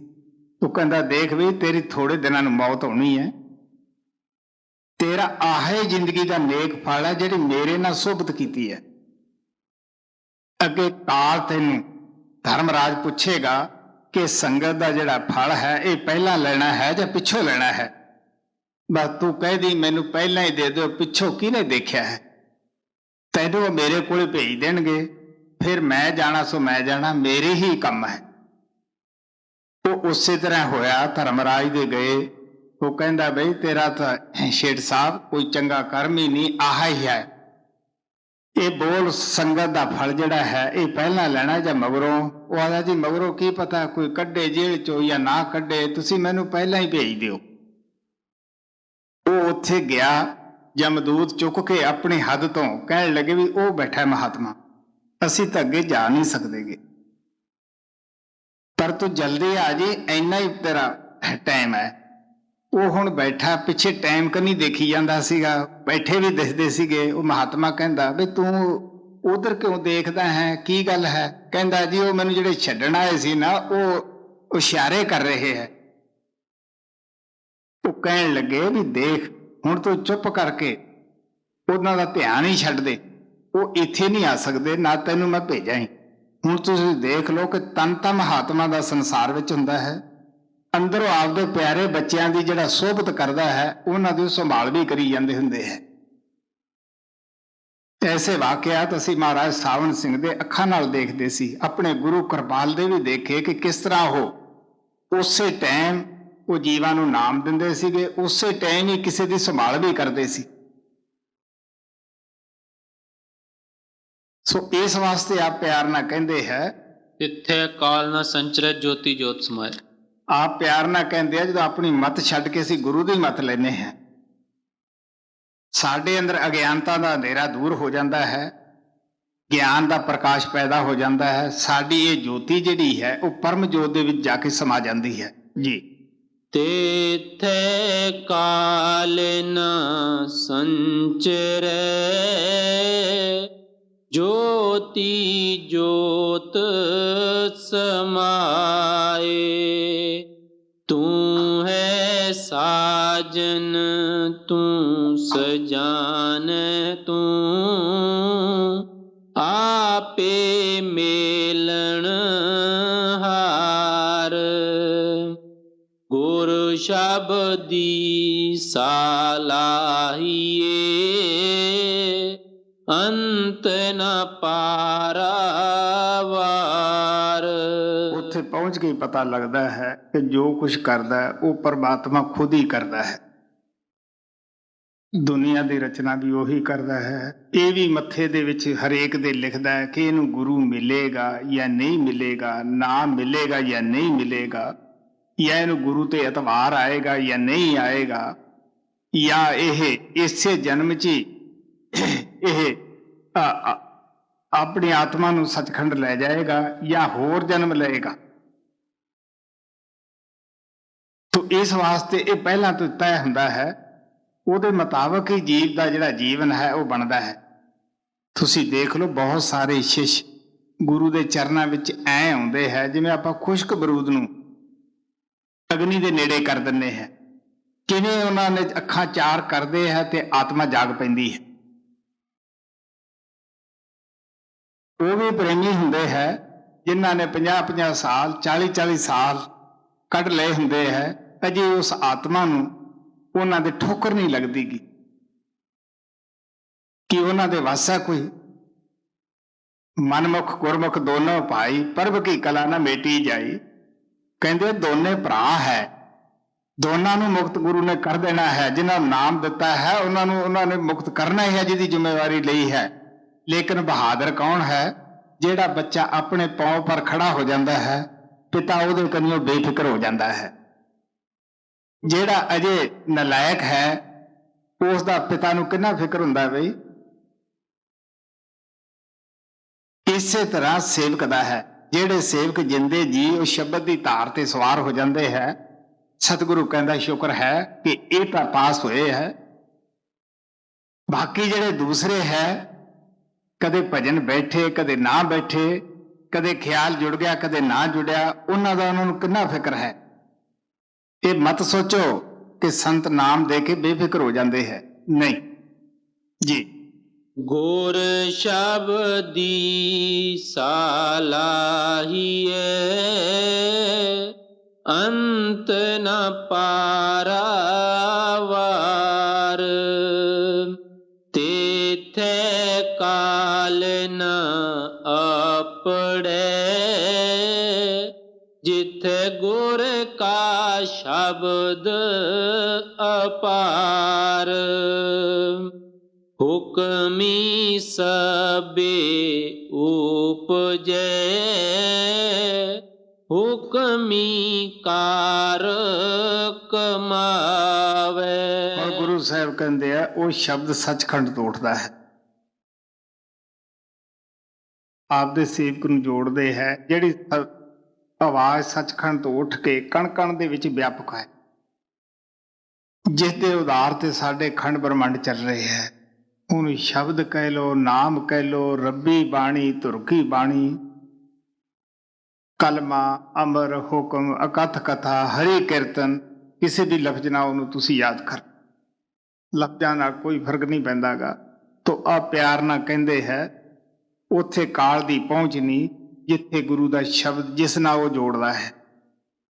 ਤੋ ਜੋ ਕੁਝ ਸੰਸਾਰ ਦੀ ਉਤਪਤੀ ਗੁਰੂ ਨਾਨਕ ਸਾਹਿਬ ਕਹਿੰਦੇ ਆ, ਇਹ ਉਸ ਪ੍ਰਭੂ ਨੇ ਖੁਦ ਹੀ ਕਰੀ ਹੈ। ਖੁਦ ਹੀ ਇਹ ਆਪ ਦਾ ਤਾਣਾ ਪੇਟਾ ਬਣਾਇਆ ਹੈ, ਕਿਸ ਤਰ੍ਹਾਂ ਜੀਵਾਂ ਨੂੰ ਪੈਦਾ ਕਰਦਾ ਹੈ, ਕਿਸ ਤਰ੍ਹਾਂ ਜਿਨ੍ਹਾਂ ਤੇ ਮਿਹਰਬਾਨ ਹੁੰਦਾ ਹੈ ਉਹਨਾਂ ਦੇ ਮਸਤਕ ਦੇ ਵਿੱਚ ਇਹ ਵੀ ਅੱਖਰ ਲਿਖ ਦਿੰਦਾ ਕਿ ਇਹਨੂੰ ਗੁਰੂ ਮਿਲੇਗਾ, ਇਹਨੂੰ ਨਾਮ ਮਿਲੇਗਾ, ਇਸ ਨੂੰ ਉਸ ਤੇ ਯਕੀਨ ਆਏਗਾ। ਸੋ ਇਸ ਵਾਸਤੇ ਆ ਪਿਆਰ ਨਾਲ ਕਹਿੰਦੇ ਸਾਰਾ ਕੁਝ ਉਹਦੇ ਹੁਕਮ ਦੇ ਵਿੱਚ ਹੈ। ਮਤਾ ਇਹ ਦਿਲ ਦੇ ਵਿੱਚ ਖਿਆਲ ਕਰੋ ਕਿ ਪ੍ਰਭੂ ਐਡੀ ਵੱਡੀ ਰਚਨਾ ਨੂੰ ਰਚ ਕੇ ਉਹ ਬੇਫਿਕਰ ਬੈਠਾ ਹੈ ਜਾਂ ਉਸ ਨੂੰ ਪਤਾ ਹੀ ਨਹੀਂਗਾ। ਕਹਿੰਦੇ ਨਹੀਂ, ਉਹਨੇ ਵਿਧਾਨ ਬਣਾਏ ਹੈ, ਉਹਦੇ ਹੁਕਮ ਤੇ ਚੱਲਦੇ ਹੈ। ਉਹਨੂੰ ਪਤਾ ਹੈ ਕਿ ਕਦ ਮੌਤ ਕਿਸੇ ਦੀ, ਕਦ ਪੈਦਾਇਸ਼ ਹੈ, ਟਾਈਮ ਤੇ ਸਾਰਾ ਕੁਝ ਅਸੀਂ ਦੇਖਦੇ ਹਾਂ। ਇਹ ਉਹਦੀ ਤਾਕਤ ਹੈ, ਉਹਦਾ ਹੁਕਮ ਹੈ, ਉਹਦਾ ਫਰਮਾਨ ਹੈ ਜੀ। ਹੁਕਮੀ ਸਬੇ ਉਪਜੈ, ਹੁਕਮੀ ਕਾਰ ਕਮਾਵੇ, ਹੁਕਮੀ ਕਾਲੇ ਵਸ ਹੈ, ਹੁਕਮੀ ਸਾਚ ਸਮਾਏ। ਨਾਨਕ ਜੋ ਤਿਸ ਪਾਵੇ ਸੋ ਥੀਏ, ਇਨ ਜਨਤਾ ਵਸ ਕਿਛ ਨਾਹੀ। ਆ ਪਿਆਰ ਨਾਲ ਕਹਿੰਦੇ ਆ, ਇਹ ਵੀ ਹੁਕਮ ਚ ਹੈ ਕਿ ਕਿਸ ਨੂੰ ਕਾਲ ਦੇ ਵਸ ਵਿੱਚ ਪਾਉਣਾ ਹੈ, ਕਿਸ ਨੂੰ ਕਾਲ ਦੇ ਮੂੰਹ ਚ ਨਹੀਂ ਜਾਣ ਦੇਣਾਗਾ। ਗੁਰੂ ਨਾਨਕ ਕਹਿੰਦੇ ਆ ਕਿ ਸਭ ਕੁਝ ਤੂੰ ਹੀ ਕਰਨ ਕਾਰਨ ਹੈ। ਇਹ ਜੀਵ ਵਿਚਾਰੇ ਦੇ ਕੀ ਵਸ ਵਿੱਚ ਹੈ? ਇਹ ਪੁਤਲੀ ਦੀ ਤਰ੍ਹਾਂ ਹੈ, ਡੋਰ ਤੇਰੇ ਹੱਥ ਵਿੱਚ ਹੈ। ਤੂੰ ਜਿਵੇਂ ਖੇਲ ਖਿਲਾਉਣਾ ਹੈ ਉਵੇਂ ਜੀਵ ਖੇਲਦਾ ਫਿਰਦਾ ਹੈ। ਜਦ ਗੁਰੂ ਨਾਨਕ ਦੇਵ ਜੀ ਮੱਕੇ ਗਏ, ਉੱਥੇ ਕਾਜ਼ੀ ਰੁਕਨਦੀਨ ਨੇ ਕਈ ਸਵਾਲ ਕੀਤੇ। ਇਹ ਵੀ ਕਿਹਾ ਕਿ ਜਦ ਤੁਸੀਂ ਇਹ ਕਹਿੰਦੇ ਹੋ ਕਿ ਇਹਨਾਂ ਜੀਵਾਂ ਦੇ ਕੁਛ ਵਾਸੀ ਨਹੀਂ, ਤੇ ਇਹਨਾਂ ਨੂੰ ਫਿਰ ਸਜ਼ਾ ਕਿਉਂ ਮਿਲਦੀ ਹੈ, ਦੁੱਖ ਸੁੱਖ ਕਿਉਂ ਭੋਗਦੇ ਹੈ? ਇਹ ਬੜਾ ਸਵਾਲ ਸਮਝਣ ਵਾਲਾ ਹੈ। ਗੁਰੂ ਨਾਨਕ ਕਹਿਣ ਲੱਗੇ, ਦੇਖੋ ਵੀ ਪਿਆਰਿਓ, ਇਹ ਇਸ ਤਰ੍ਹਾਂ ਹੈ ਕਿ ਜੇ ਤਾਂ ਜ਼ਿੰਦਗੀ ਦੇ ਵਿੱਚ ਕੋਈ ਅੱਛਾ ਕੰਮ ਹੋ ਜਾਂਦਾ ਹੈ ਤੇ ਕੌਣ ਕਹਿੰਦਾ ਵੀ ਭਗਵਾਨ ਨੇ ਕੀਤਾ? ਉਹ ਆਪਣੀ ਅਕਲ ਦੇ ਘੋੜੇ ਦੜਾਉਂਦਾ ਹੈ। ਲੈ, ਮੈਂ ਇਤਨਾ ਪੜ੍ਹਿਆ ਸੀਗਾ, ਮੇਰੀ ਫਲਾਣੇ ਆਦਮੀ ਨਾਲ ਇੰਨੀ ਦੋਸਤੀ ਸੀ, ਉਹਦੀ ਸਿਫਾਰਿਸ਼ ਨਾਲ ਇਹ ਕੰਮ ਹੋਇਆ, ਮੈਂ ਮਿਹਨਤ ਕੀਤੀ, तो जे कोई नुकसान हो गया तो फिर जो भी नुक्स है वो भगवान च है। देखो जी, मैं तो इन्ना वड्डा भगत सीगा, मेरे नाल अन्याय क्यों होया? मैं तो जिंदगी च कदे माड़ा काम ही नहीं कीता। हुण कदे चोर कहंदा भी मैं चोरी कीती है?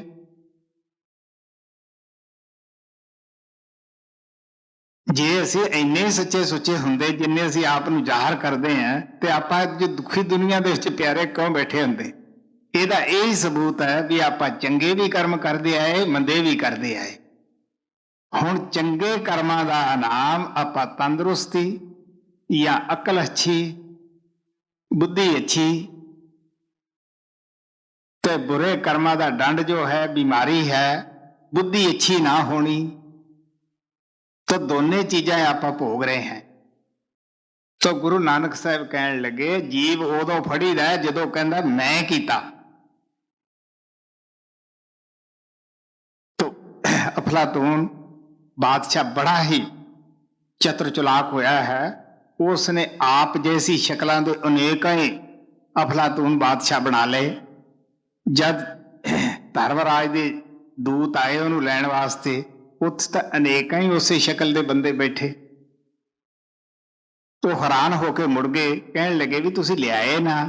कहंदे जी लियाइए की, उन्हें तां आह काम कीता है, सानू पता ही नहीं कि असली अफलातून किहड़ा है।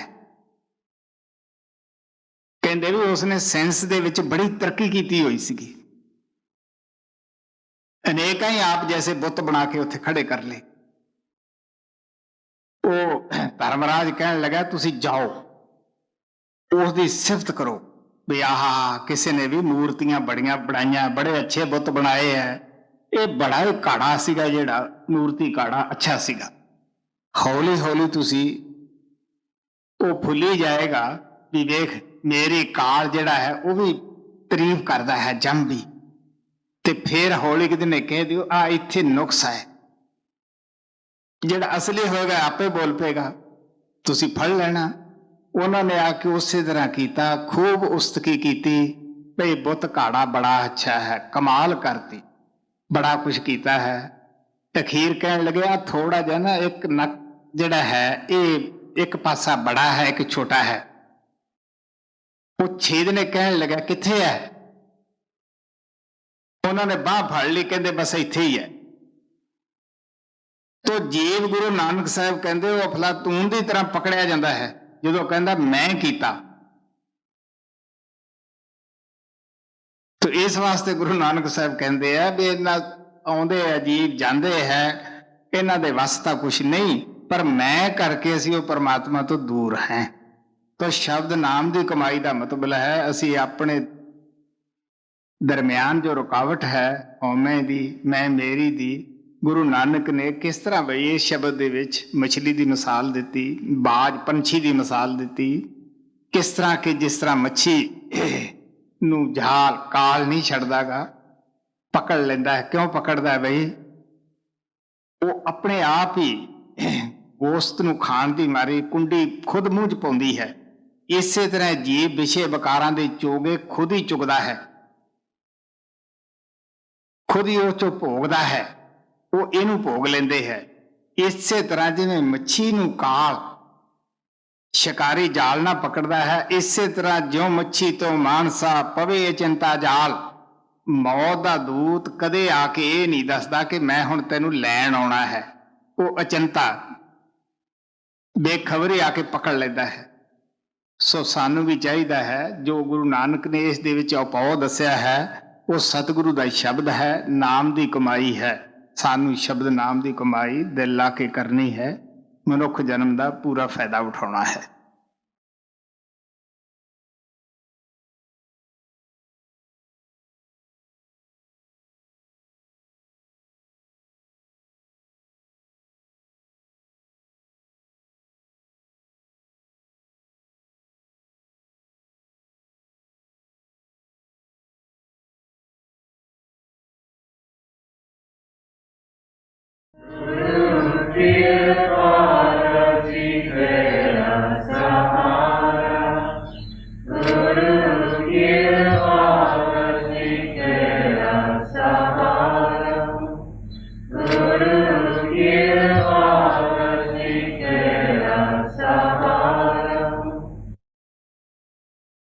परमात्मा सावण कृपाल दे चरनां विच नमस्कार है।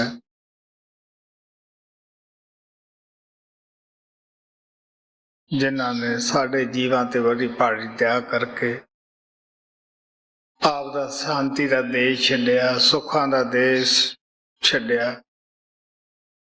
और साडियां आत्मा ते रहम करन दी खातर उस परमात्मा दी तरफों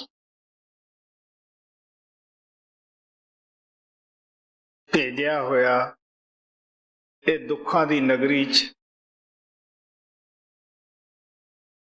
बीमारियां और परेशानियां दी नगरी दे विच वो आया और सानू आप दे घर दा जिथों वो आया सी उथों दा निमंत्रण दिता, दस्या कि तुहाडा घर किन्ना रोशन है, किन्ना उत्थे कीर्तन है और किन्नी उत्थे शांति है। वो सानू उन्होंने प्रकाश भी दिखाया, वो कीर्तन भी सुनाया। हुण साडा फर्ज है कि उस प्रकाश नूं, उस कीर्तन नूं, उस आवाज नूं अगे वधाइए, क्योंकि कुछ शिश दियां भी जिम्मेवारियां हुंदियां हन ਜਿਹੜੀਆਂ कि उस नूं अवश्य निभाउणियां पैंदियां हन। तो गुरु अपनी ड्यूटी तो कदे भी अवेसला नहीं हुंदा, लापरवाह नहीं हुंदा। उहने जो वायदा कीता हुंदा है आत्मा दे नाल, उस ते ओह जद दी दुनिया बनी है खरा उतरदा आया है। गुरु गोबिंद सिंह ने कहा कि मैं अपने पूर्वले जन्म के अंदर बड़ी भारी तपस्या की, एक तो दो तो एक रूप हो गया। मैं परमात्मा विच मिल गया सीगा, लेकिन परमात्मा ने फिर हुक्म दिता ਕਿ ਬਈ ਤੂੰ ਸੰਸਾਰ ਵਿੱਚ ਜਾ, ਇਹ ਮੇਰਾ ਕਾਰਿਆ ਕਰਨਾ ਹੈ। ਉਹ ਕੀ ਹੈ ਕਿ ਮੇਰੇ ਨਾਲ ਜੀਵਾਂ ਨੂੰ ਜੋੜਨਾ ਹੈ। ਮੈਂ ਬਹੁਤ ਸਾਰੇ ਰਿਖੀ ਮੁਨੀ ਭੇਜੇ ਹੈ, ਉਹਨਾਂ ਨੇ ਆਪੋ ਆਪਣੇ ਪੰਥ ਚਲਾ ਲਏ, ਰਸਤੇ ਚਲਾ ਲਏ ਹੈ, ਉਹ ਰੱਬ ਦੇ ਸ਼ਰੀਕ ਬਣ ਕੇ ਬੈਠ ਗਏ ਹੈ। ਤੂੰ ਜਾ ਕੇ ਮੇਰੇ ਨਾਲ ਜੋੜ। ਤੋ ਗੁਰੂ ਗੋਬਿੰਦ ਸਿੰਘ ਕਹਿਣ ਲੱਗੇ, ਮੈਂ ਉਸ ਪਰਮਾਤਮਾ ਦਾ ਹੁਕਮ ਮੋੜ ਨਾ ਸਕਿਆ। ਫਿਰ ਵੀ ਮੇਰੀ ਜਿਹੜੀ ਸੁਰਤ ਸੀ, ਆਤਮਾ ਸੀ, ਉਹਨਾਂ ਦੇ ਚਰਨਾਂ ਵਿੱਚ ਬੁਝੀ ਰਹੀ, ਜੜੀ ਰਹੀ, ਚੁਭੀ ਰਹੀ। ਤੋ ਆਪ ਕਹਿਣ ਲੱਗੇ, ਮੈਨੂੰ ਉਹਨਾਂ ਨੇ ਆਪਣਾ ਪੁੱਤਰ ਬਣਾ ਕੇ ਸੰਸਾਰ ਵਿੱਚ ਭੇਜਿਆ, ਕਿਉਂਕਿ ਮੈਂ ਬੇਨਤੀ ਕੀਤੀ ਕਿ ਜਿਸ ਸੰਸਾਰ ਦੇ ਵਿੱਚ ਮੇਰੀ ਤਾਈਂ ਰੱਖਿਆ ਕਰਨੀ ਹੈ, ਤੂੰ ਹੀ ਸਿਰ ਤੇ ਹੱਥ ਰੱਖਣਾ ਹੈ। ਤੋ ਪਰਮਾਤਮਾ ਦੀ ਤਰਫੋਂ ਪਰਮਾਤਮਾ ਕਹਿਣ ਲੱਗੇ, ਮੈਂ ਆਪਣਾ ਸੁੱਤ ਤੁਝੇ ਨਵਾਜਾ, ਮੈਂ ਤੈਨੂੰ ਆਪਣਾ ਪੁੱਤ ਬਣਾਇਆ ਹੈ। ਮੈਂ ਪਿਤਾ ਦੀ ਤਰ੍ਹਾਂ ਤੇਰੀਆਂ ਸਾਰੀਆਂ ਜ਼ਰੂਰਤਾਂ ਜਿਹੜੀਆਂ ਹਨ ਉਹ ਪੂਰੀਆਂ ਕਰੂੰਗਾ। ਗੁਰੂ ਗੋਬਿੰਦ ਸਿੰਘ ਕਹਿਣ ਲੱਗੇ, ਮੈਂ ਹੱਥ ਜੋੜ ਕੇ ਨਮਸਕਾਰ ਕੀਤੀ। ਠਾੜ ਪਿਓ ਮੈਂ ਜੋੜ ਕਰ ਬਚਨ ਕਹਿਓ ਸਿਰ ਨਿਆਏ, ਪੰਥ ਚਲਾ ਤਬ ਜਗਤ में जब तुम करो सहाय। पंथ नाम संप्रदा ਦਾ ਵੀ ਹੈ, ਪੰਥ ਨਾਮ ਰਸਤੇ ਦਾ ਹੈ। ਮੇਰਾ ਰਸਤਾ ਜੋ ਸ਼ਬਦ ਨਾਮ ਦਾ ਹੈ, ਤੇਰੀ ਬਗੈਰ ਮਦਦ ਤੋਂ ਚੱਲਣਾ ਨਹੀਂ। ਗੁਰੂ ਗੋਬਿੰਦ ਸਿੰਘ ਨੇ ਕਿਹਾ, ਮੈਨੂੰ ਜੋ ਪਰਮਾਤਮਾ ਦਾ ਹੁਕਮ ਸੀਗਾ ਮੈਂ ਉਹੀ ਸੰਸਾਰ ਵਿੱਚ ਕੀਤਾ। ਮੇਰਾ ਕਿਸੇ ਨਾਲ ਦੁਸ਼ਮਣੀ ਨਹੀਂ, ਸਭ ਆਤਮਾ ਨਾਲ ਪਿਆਰ ਹੈ। ਤੋ ਆਪ ਕਹਿਣ ਲੱਗੇ, ਮੈਂ ਹੂੰ ਪਰਮ ਪੁਰਖ ਕਾ ਦਾਸਾ, ਦੇਖਣ ਆਇਓ ਜਗ ਤਮਾਸ਼ਾ। ਸਭ ਸੰਤ ਤਮਾਸ਼ੇ ਦੀ ਤਰ੍ਹਾਂ ਇਹ ਸੰਸਾਰ ਨੂੰ ਦੇਖਦੇ ਹੈ। ਹੁਣ ਸਾਡੀ ਕੀ ਹਾਲਤ ਹੈ, ਕੋਈ ਦੁੱਖ ਆਉਂਦਾ ਅਸੀਂ ਰੋਨੇ ਹੈ, ਸੁੱਖ ਆਉਣਾ ਹੈ ਅਸੀਂ ਫੁੱਲੇ ਨਹੀਂ ਸਮਾਉਂਦੇ ਗੇ। ਇਸ ਵਾਸਤੇ ਕੋਈ ਕਰਮਾਂ ਨੂੰ ਕੋਸਦਾ ਹੈ, ਕੋਈ ਪਰਮਾਤਮਾ 'ਚ ਨੁਕਸ ਕੱਢਦਾ ਹੈ। ਗੁਰੂ ਗੋਬਿੰਦ ਸਿੰਘ ਦੀ ਆਪਾਂ ਹਿਸਟਰੀ ਪੜ੍ਹੀਏ ਤਾਂ ਉਹਨਾਂ ਨੂੰ ਉਸ ਵਕਤ ਦੀ ਹਕੂਮਤ ਨੇ ਬਹੁਤ ਬਹੁਤ ਕਸ਼ਟ ਦਿੱਤੇ। ਤੁਸੀਂ ਦੇਖੋ, ਕਿਸੇ ਦੇ 4 ਬੱਚੇ ਸ਼ਹੀਦ ਕਰ ਦੇਣੇ ਕੋਈ ਛੋਟੀ ਜੀ ਗੱਲ ਨਹੀਂ, ਪਰ ਗੁਰੂ ਗੋਬਿੰਦ ਸਿੰਘ ਨੇ ਤਮਾਸ਼ੇ ਦੀ ਤਰ੍ਹਾਂ ਇਹ ਜਗਤ ਨੂੰ ਲਿਆ। ਆਪਾਂ ਨਾਟਕ ਦੇਖਣ ਵਾਸਤੇ ਜਾਂਦੇ ਹਾਂ, ਉੱਥੇ ਬੜੀਆਂ ਕਲਾਬਾਜ਼ੀਆਂ ਦੇਖਦੇ ਹਾਂ, ਅੱਛੀਆਂ ਵੀ ਦੇਖਦੇ ਹਾਂ, ਮਾੜੀਆਂ ਵੀ ਦੇਖਦੇ ਹਾਂ। ਤੋ ਆਪਣੇ ਉੱਤੇ ਕੋਈ ਉਹ ਅਸਰ ਨਹੀਂ ਉਸਦਾ ਬੁਰਾ ਹੁੰਦਾਗਾ। ਅਸੀਂ ਕਹਿੰਦੇ ਇਹ ਕਲਾਬਾਜ਼ੀ ਖੇਡ ਰਹੇ ਹੈ। ਇਸੇ ਤਰ੍ਹਾਂ ਜਦੋਂ ਸਾਡੀ ਆਤਮਾ ਵੀ ਅਸੂਲ ਸੂਖਸ਼ਮ ਕਾਰਨ ਤਿੰਨੇ ਪਰਦੇ ਲਾ ਕੇ ਪਾਰ ਬ੍ਰਹਮ ਜਾਂਦੀ ਹੈ, ਇਸ ਤੋਂ ਵੀ ਜਦ ਅੱਗੇ ਸਾਡਾ ਸਤਿਗੁਰੂ ਦਇਆ ਕਰਕੇ ਸਾਨੂੰ ਸੱਚਖੰਡ ਵਿੱਚ ਲੈ ਜਾਂਦਾ ਹੈ। ਸਭ ਨੂੰ ਇਹ ਇੱਕ ਨਾਟਕ ਦਾ ਖੇਲ ਹੀ ਦੁਨੀਆ ਰਚੀ ਦਿਸਦੀ ਹੈ। ਤੋ ਪਰਮਾਤਮਾ ਕਿਰਪਾਲ ਬਈ ਉਸੇ ਹੀ ਘਰ ਵਿੱਚੋਂ ਆਏ, ਉਹਨਾਂ ਨੇ ਵੀ ਸੰਸਾਰ ਨੂੰ ਇੱਕ ਨਾਟਕ ਦੀ ਤਰ੍ਹਾਂ ਹੀ ਲਿਆ। ਮੈਂ ਕਈ ਦਿਨ ਤੋਂ ਤੁਹਾਨੂੰ ਜੋ ਆਪਣੇ ਜ਼ਿੰਮੇ ਉਹ ਡਿਊਟੀ ਲਾ ਗਿਆ ਹੈ, ਉਹਦੇ ਮੁਤਲਕ ਹੀ ਸਮਝਾ ਰਿਹਾ ਹੈ ਕਿ ਕਿਸ ਤਰ੍ਹਾਂ ਮਨ ਸਾਨੂੰ, ਅਗਰ ਅਸੀਂ ਉਹਦੇ ਦੱਸੇ ਹੋਏ ਰਸਤੇ ਤੇ ਨਾ ਚੱਲਾਂਗੇ, ਜਿਹੜਾ ਉਹ ਜਾਰੀ ਕਰ ਗਿਆ ਹੈ, ਤਾਂ ਮਨ ਸਾਨੂੰ ਇੱਕ ਕਠਪੁਤਲੀ ਦੀ ਤਰ੍ਹਾਂ ਨਚਾਏਗਾ। ਜਦ ਕਿਤੇ 8 ਦਿਨ ਦਾ ਕਾਰਿਕ੍ਰਮ ਹੁੰਦਾ ਹੈ, ਪੱਛਮ ਦੇ ਵੀ ਕਈ ਪ੍ਰੇਮੀ ਅੱਛਾ ਅਭਿਆਸ ਦੇ ਤਜਰਬੇ ਦੱਸਦੇ ਹੈ, ਜਿਸ ਨੂੰ ਸੁਣ ਕੇ ਦਿਲ ਬੜਾ ਖੁਸ਼ ਹੋ ਜਾਂਦਾ ਹੈ ਕਿ ਚਲੋ ਇਹ ਕਾਰਿਕ੍ਰਮ ਦੇ ਅੰਦਰ ਕੁਛ ਤਾਂ ਪ੍ਰੇਮੀਆਂ ਨੇ ਫਾਇਦਾ ਉਠਾਇਆ ਹੈ। ਸਾਡੇ ਜਿਹੜੇ ਇੱਥੋਂ ਹਿੰਦੁਸਤਾਨ ਦੇ ਰਹਿਣ ਵਾਲੇ ਹੈ, ਉਹ ਵੀ ਪ੍ਰੇਮੀ ਅੱਛੇ ਮੈਨੂੰ ਆਪਦੇ ਤਜਰਬੇ ਦੱਸਦੇ ਹੈ, ਦਿਲ ਖੁਸ਼ ਹੋ ਜਾਂਦਾ ਹੈ। ਕਿਉਂਕਿ ਸਾਰੇ ਪ੍ਰੇਮੀ ਲੋਕ ਉਹ ਬਾਣੀਏ ਦੀ ਤਰ੍ਹਾਂ ਧੋਤੀ ਝਾੜ ਕੇ ਨਹੀਂ ਜਾਂਦੇ ਗਏ। ਬਹੁਤ ਸਾਰੇ ਪ੍ਰੇਮੀ ਕੁਛ ਪੱਲੇ ਬੰਨ ਕੇ ਵੀ ਲੈ ਜਾਂਦੇ ਹੈ। ਪਰਮਾਤਮਾ ਨੇ ਅਪਾਰ ਦਇਆ ਕਰਕੇ ਸਾਡੀ ਆਤਮਾ ਤੇ ਰਹਿਮ ਕਰਨ ਵਾਸਤੇ ਉਸ ਕਿਰਪਾਲ ਨੂੰ ਭੇਜਿਆ। ਉਸ ਨੇ ਆਪਦੇ ਨਾਮ ਦੀ ਮਹਾਨਤਾ ਸਾਨੂੰ ਆ ਕੇ ਦੱਸੀ ਉਹਦੇ ਵਿੱਚ ਗੁਰੂ ਨਾਨਕ ਨੇ ਕਿਹਾ, ਸੰਤ ਕਿਰਪਾਲ ਕਿਰਪਾ ਜੇ ਕਰੈ, ਤੋ ਨਾਨਕ ਸੰਤ ਸੰਗ ਨਿੰਦਕ ਵੀ ਤਰੈ। ਤੋ ਪਿਛਲੇ ਜਨਮਾਂ ਦਾ ਤਾਂ ਸਾਨੂੰ ਪਤਾ ਨਹੀਂ, ਅਸੀਂ ਕਿੰਨੀ ਕਿ ਨਿੰਦਿਆ ਕਰਕੇ ਆਏ, ਕਿੰਨੇ ਕੁ ਭੋਗ ਭੋਗ ਕੇ ਆਏ ਹੈ। ਐਸ ਜਨਮ ਦਾ ਵੀ ਅਗਰ ਆਪਾਂ ਲੇਖਾ ਜੋਖਾ ਕਰੀਏ ਤੋ ਆਪਾਂ ਨਾਮ ਦੇ ਕਾਬਿਲ ਨਹੀਂ ਹੋ ਸਕਦੇਗੇ, ਕਿਰਪਾ ਦੇ ਕਾਬਿਲ ਨਹੀਂ ਹੋ ਸਕਦੇਗੇ। ਇਹ ਤਾਂ ਸਿਰਫ ਉਸਨੇ ਆਪਦੇ ਨਾਮ ਦੀ ਮਹਾਨਤਾ ਦੱਸਣ ਦੀ ਖਾਤਰ ਕਿਸ ਤਰ੍ਹਾਂ ਸਾਨੂੰ ਚੁਗਲਾਂ ਨੂੰ, ਨਿੰਦਿਆ ਕਰਨ ਵਾਲਿਆਂ ਨੂੰ, ਭੈੜੇ ਖੋਟੇ ਕਰਮ ਕਰਨ ਵਾਲਿਆਂ ਨੂੰ, ਅਪਰਾਧੀਆਂ ਨੂੰ ਆਪ ਘਰਾਂ ਵਿੱਚ ਜਾ ਜਾ ਕੇ ਕੋਲੇ ਬੁਲਾ ਬੁਲਾ ਕੇ ਉਹਨੇ ਸਾਨੂੰ, ਜਿਵੇਂ ਇੱਕ ਪਿਤਾ ਬੱਚੇ ਨੂੰ ਉਂਗਲੀ ਫੜਾਉਂਦਾ ਹੈ, ਖਿਲਾਉਂਦਾ ਹੈ, ਕਦੇ ਉਸ ਨੂੰ ਮਠਿਆਈ ਦੇ ਕੇ ਚੁੱਪ ਕਰਾਉਂਦਾ ਹੈ, ਕਦੇ ਉਹਦੇ ਨਾਲ ਪਿਆਰ ਕਰਦਾ ਹੈ, ਸਾਡੇ ਨਾਲ ਵੀ ਉਹਨੇ ਇਸੇ ਤਰ੍ਹਾਂ ਲਾਡ ਲਡਾਏ ਕਿ ਵੀ ਪਿਆਰਿਓ, ਅਗਰ ਜੇ ਤੁਸੀਂ ਮੇਰੇ ਪਿਆਰ ਦੀ ਕਦਰ ਕਰੋਗੇ, ਸਮਝੋਗੇ, ਤੇ ਤੁਸੀਂ ਜ਼ਰੂਰ ਸ਼ਬਦ ਨਾਮ ਦੀ ਕਮਾਈ ਕਰਕੇ ਆਪਣੇ ਜੀਵਨ ਨੂੰ ਸਫਲ ਬਣਾ ਕੇ ਮੇਰੇ ਪਾਸ ਆਓਗੇ। ਅਸੀਂ ਰੂਹਾਨੀਅਤ ਦੇ ਵਿੱਚ ਅੰਧੇ ਸੀ, ਸਾਨੂੰ ਅੱਖਾਂ ਦਿੱਤੀਆਂ, ਅਸੀਂ ਲੰਗੜੇ ਸੀ, ਪਿੰਗਲੇ ਸੀ। ਸਤਸੰਗ, ਸੱਚਖੰਡ ਅਸੀਂ ਅੱਪੜ ਨਹੀਂ ਸਕਦੇ ਸੀਗੇ, ਕਿਉਂਕਿ ਉਹ ਬੜਾ, ਮੈਂ ਸੁਭਾ ਭਜਨ 'ਚ ਵੀ ਦੱਸਿਆ ਸੀਗਾ ਕਿ ਪ੍ਰਮਾਤਮਾ ਤਾਂ ਪਰਬਤ ਜਿੱਡਾ ਵਿਸ਼ਾਲ ਹੈ, ਲੇਕਿਨ ਮੋਹ ਔਰ ਹੰਕਾਰ ਦੀ ਤਰਨ ਦੇ ਓਲੇ ਛੁਪਿਆ ਹੋਇਆ ਹੈ।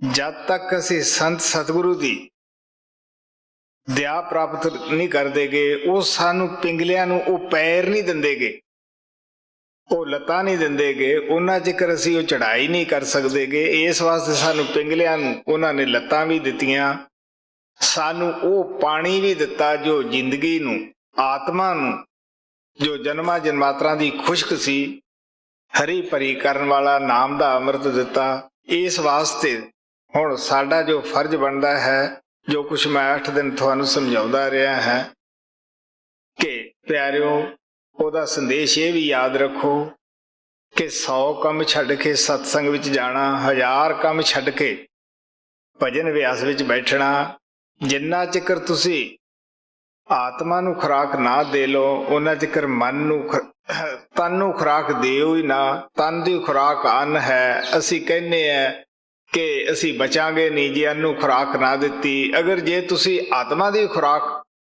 ਇਦੋਂ ਵੀ ਜ਼ਿਆਦਾ ਜ਼ਰੂਰੀ ਹੈ, ਕਿਉਂਕਿ ਸਾਡੀ ਆਤਮਾ ਜਨਮਾਂ ਜਨਮਾਤਰਾਂ ਦੀ ਕਮਜ਼ੋਰ ਹੈ।